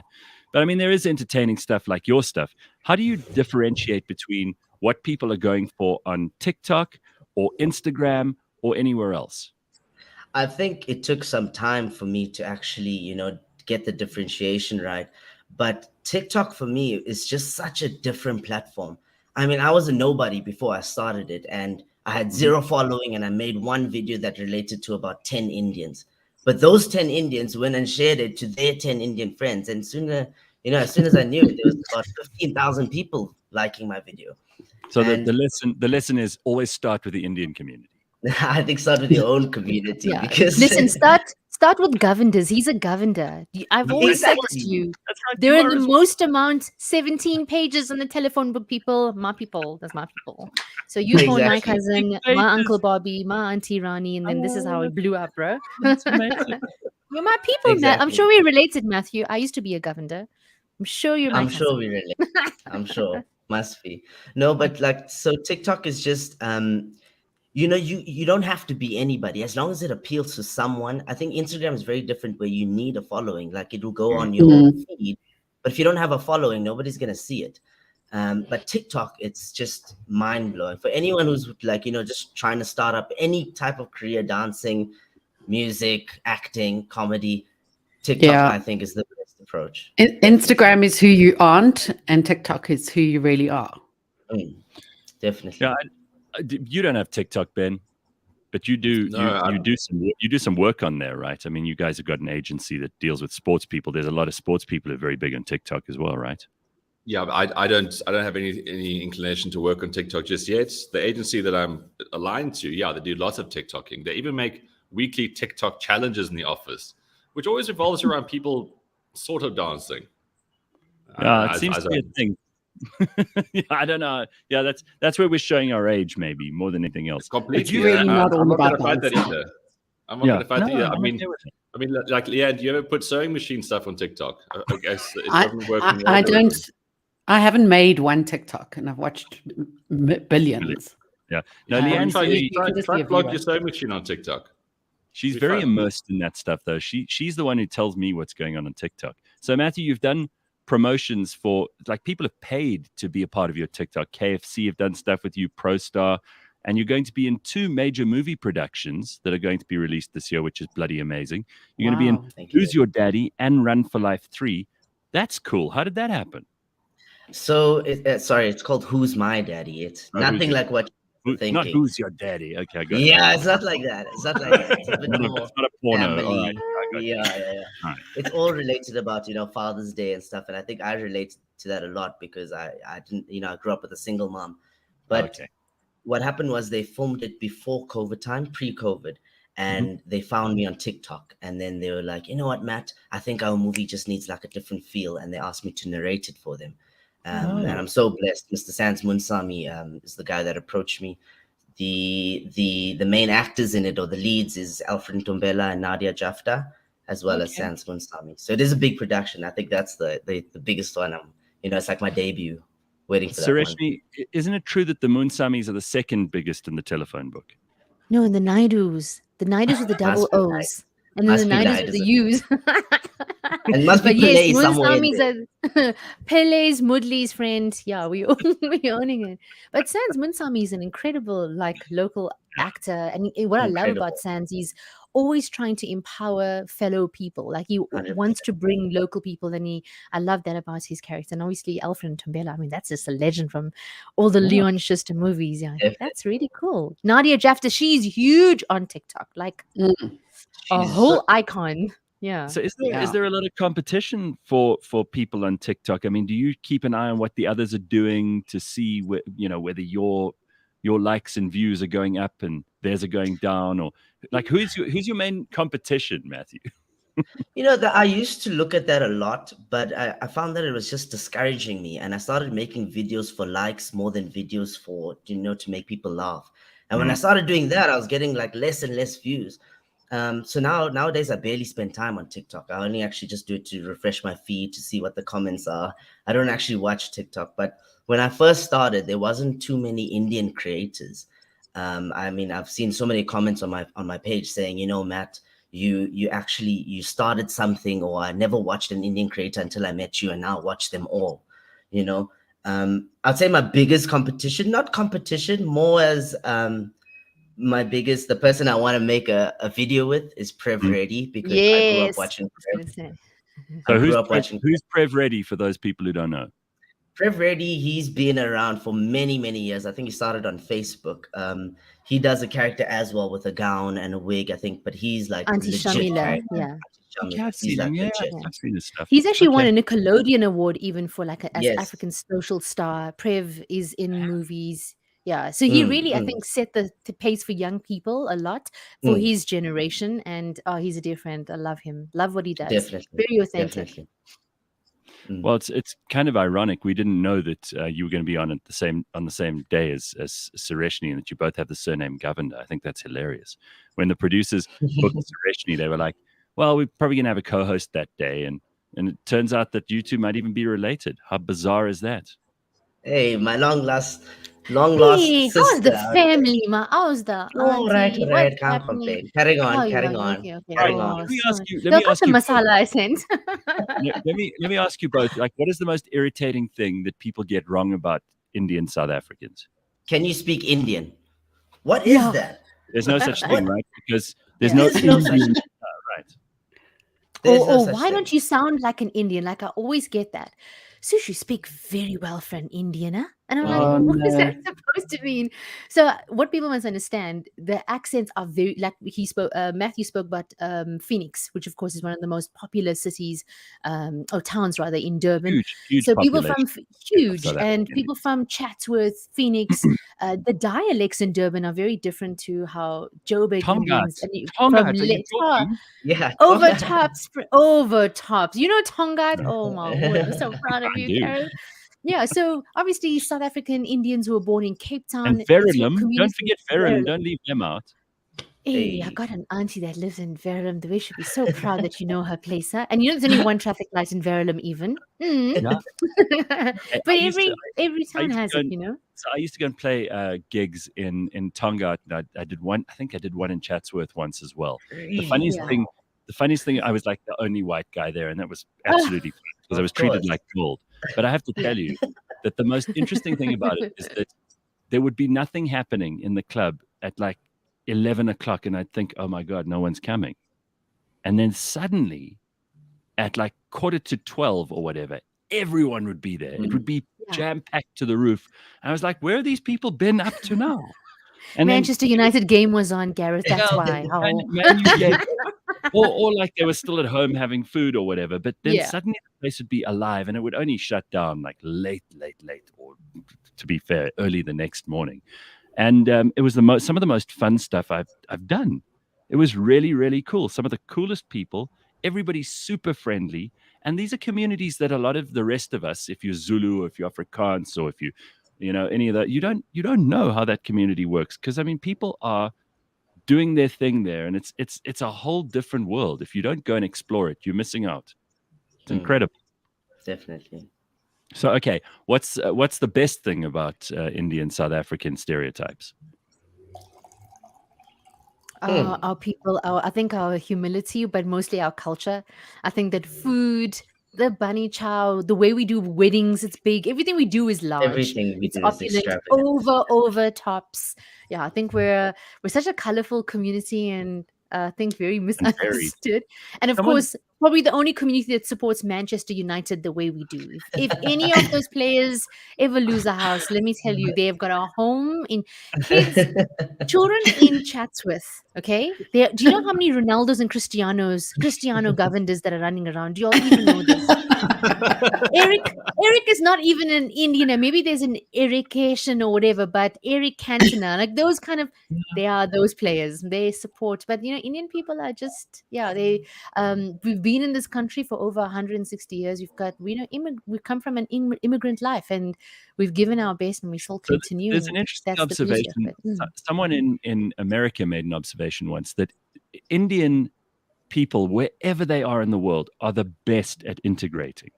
Like they keep their culture and they keep their traditions to some degree, but they are expertly good at getting in and becoming part of every other community as well. And it shows you, I mean, like some of the most powerful people in Silicon Valley now are first generation immigrants to America. You've got Indian people all over the world. They really are everywhere in the world. They've moved to every corner of the globe, and everywhere they go, they do a really good job of integrating, which is something that the rest of us could learn from, because there are some communities that always stay completely like closed off and they don't have anything to do with anyone. But the Indian community, if you can call it a community, the diaspora all over the world seems to be really good at this. Definitely. But you know what the funny thing is? I've been overseas a lot, and they don't know that Indians are in South Africa. They always say, "Oh, brother, where are you from?" And I'm like, "South Africa." He's like, "No, Mumbai." I'm like, "No, South Africa." For some reason, they don't know that we believe. Oh, well, they don't believe we here. They think we're Mexicans. It's crazy. Mexicans. Wow. We are the American Mexicans, the South Africans. Oh Lord. But isn't that must be one thing that you get a lot. You've probably got a lot of overseas followers, right, on TikTok, and I'm sure they comment stupid things. The ignorance is just unbelievable. Definitely. All right. So, what's the most popular video you've done? Sure, I don't even know. I think there was one where I imitated Mr. Cyril Ramaphosa when he lost his iPad. There was a huge trend going on, but I managed to make that video the same night the whole thing happened, and then it blew up, and I think it got like 2 million views or something. Brilliant. I think that's the biggest one.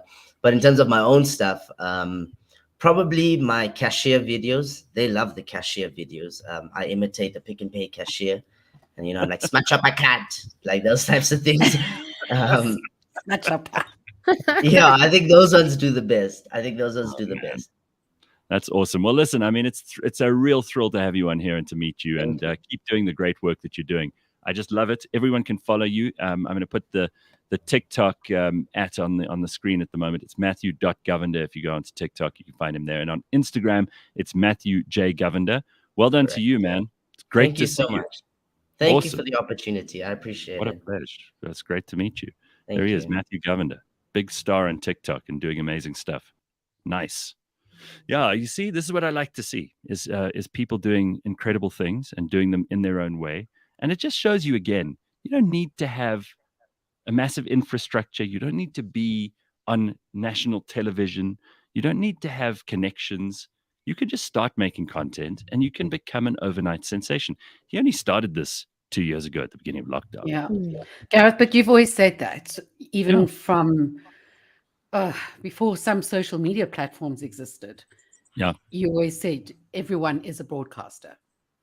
Well, yeah. And I think that what's so great about what Matthew's doing is that you don't need like tons of expensive equipment, and you don't even need to start with an audience. If you're just funny and you have an interesting take on things, you can grow that audience. You can do incredible things.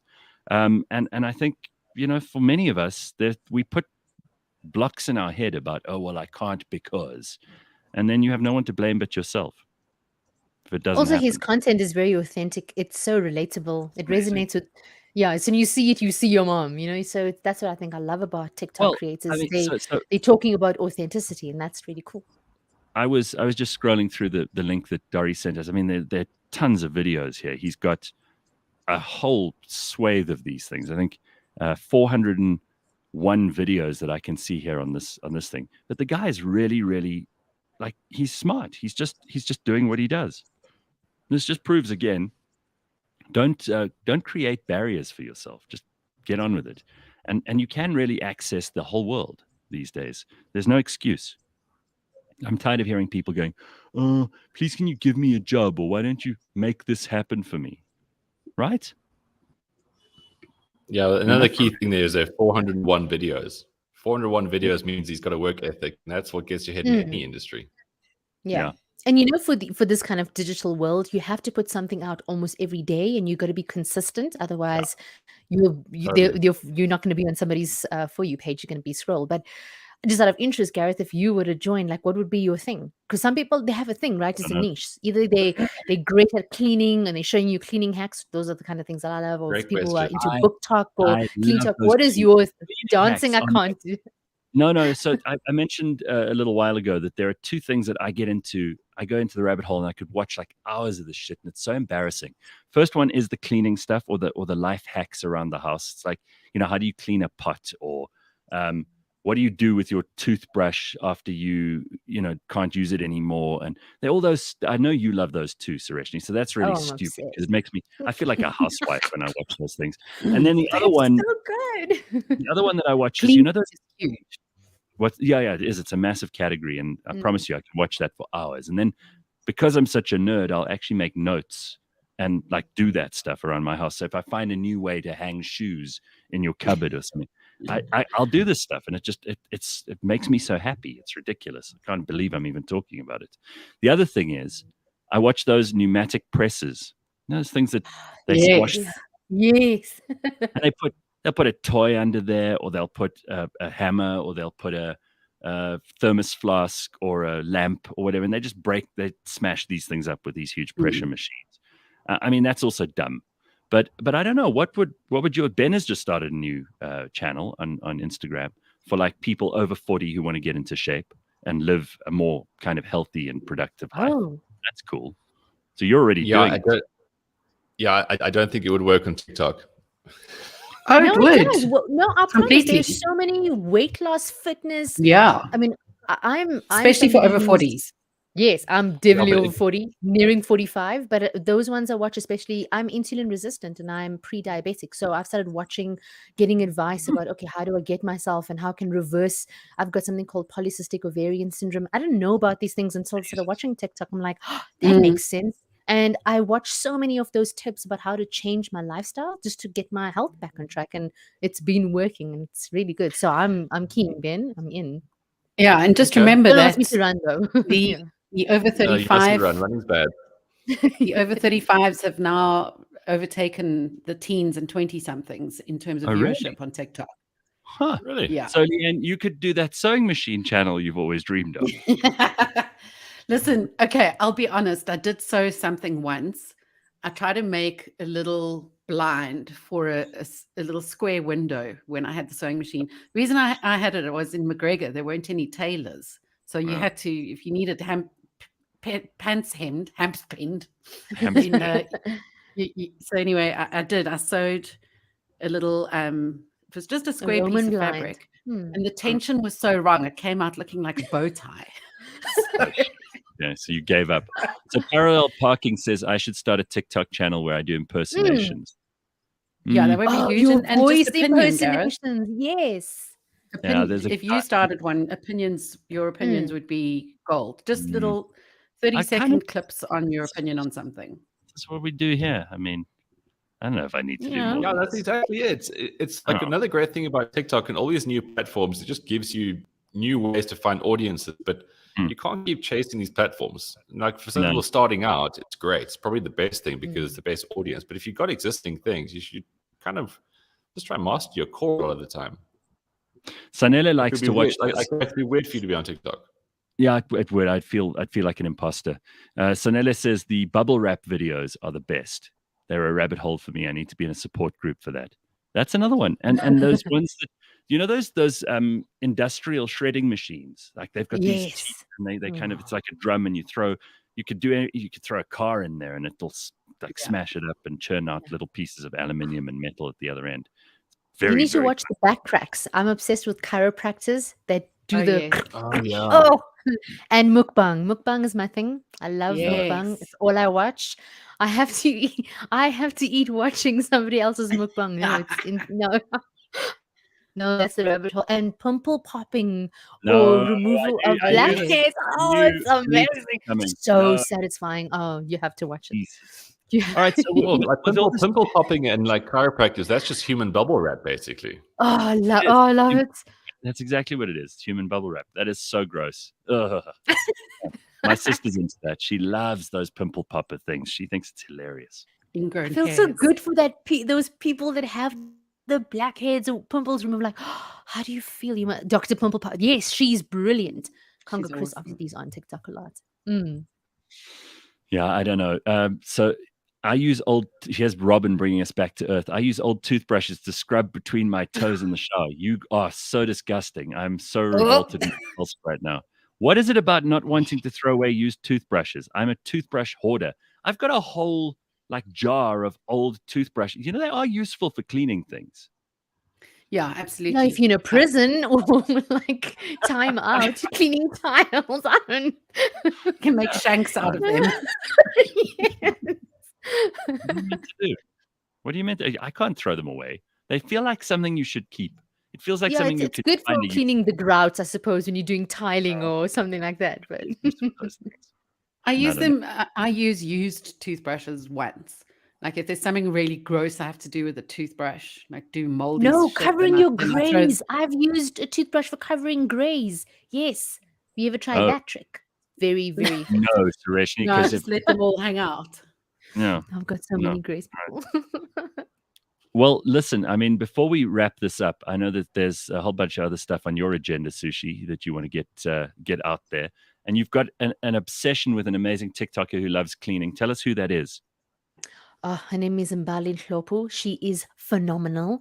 So I think she owns like this cleaning company, and she teaches women little like hacks and tricks. So obviously in my household, curry is the number one dish, right? But when you use it in, like, let's say you're putting it in a lunchbox or like a Tupperware container, it stains it. Do you know how to get rid of it? Let me tell you, because Mbali taught me this. Yes. You put the paper towel, like a normal paper towel, in, and you hoy your sunlight liquid over it, and you let it soak, and you literally just wipe it.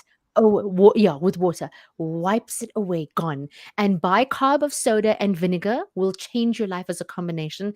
Cleans toilets, stains. And if you have a situation with spiders, and Mbali tells me that peppermint oil that assists with spiders, and salt. Ooh. Oh, she's phenomenal. And it's so good because she teaches you such simple hacks and stains and how to get rid of grease. And I hate her. I hate that I love this stuff so much. But she's so good, and she's South African, and I love that I can now find the products that she speaks about, not like some cream of tartar that comes from, Wisconsin or something. So she goes, guys, get to your Checkers. This is what you're going to get. And I was like, yes, somebody here. Yeah, so she's lovely. So awesome. Mbali Nhlopu, oh, she's lovely. I know, Ben, I must have been a housewife in my previous life, right? Clearly. Some kind of putzfrau. That's why you're such a misogynist in this one. Thanks. I needed to be reminded of that. Beth says, what about salt, vinegar, and dishwash soap to get cooked on grease off the outside of pans? Oh, you see, there's lots of people who are enjoying this. It's not just me. All right. Anyway, so just a quick reality check. We are going into the weekend now. It's Friday the 13th for those people who are extremely superstitious. So, if you are one of those people like Sureshnie, don't go outside. Don't drive a car. It's very dangerous. Friday the 13th, scary, all that stuff. That means Leigh-Ann is going to... you started your morning already with Friday the 13th. You had unexpected load shedding, right? And no water. It's beautiful. What a way to start your day. Ben, any hints of Friday the 13th coming through already? No, I think that's mostly bullshit, huh? it's Friday. It's another day. It's like when people say, "Oh, I can't believe it's already May." It's like every day goes after the other. I know. It's just You better used to get things in very life. annoyed with me when I said that.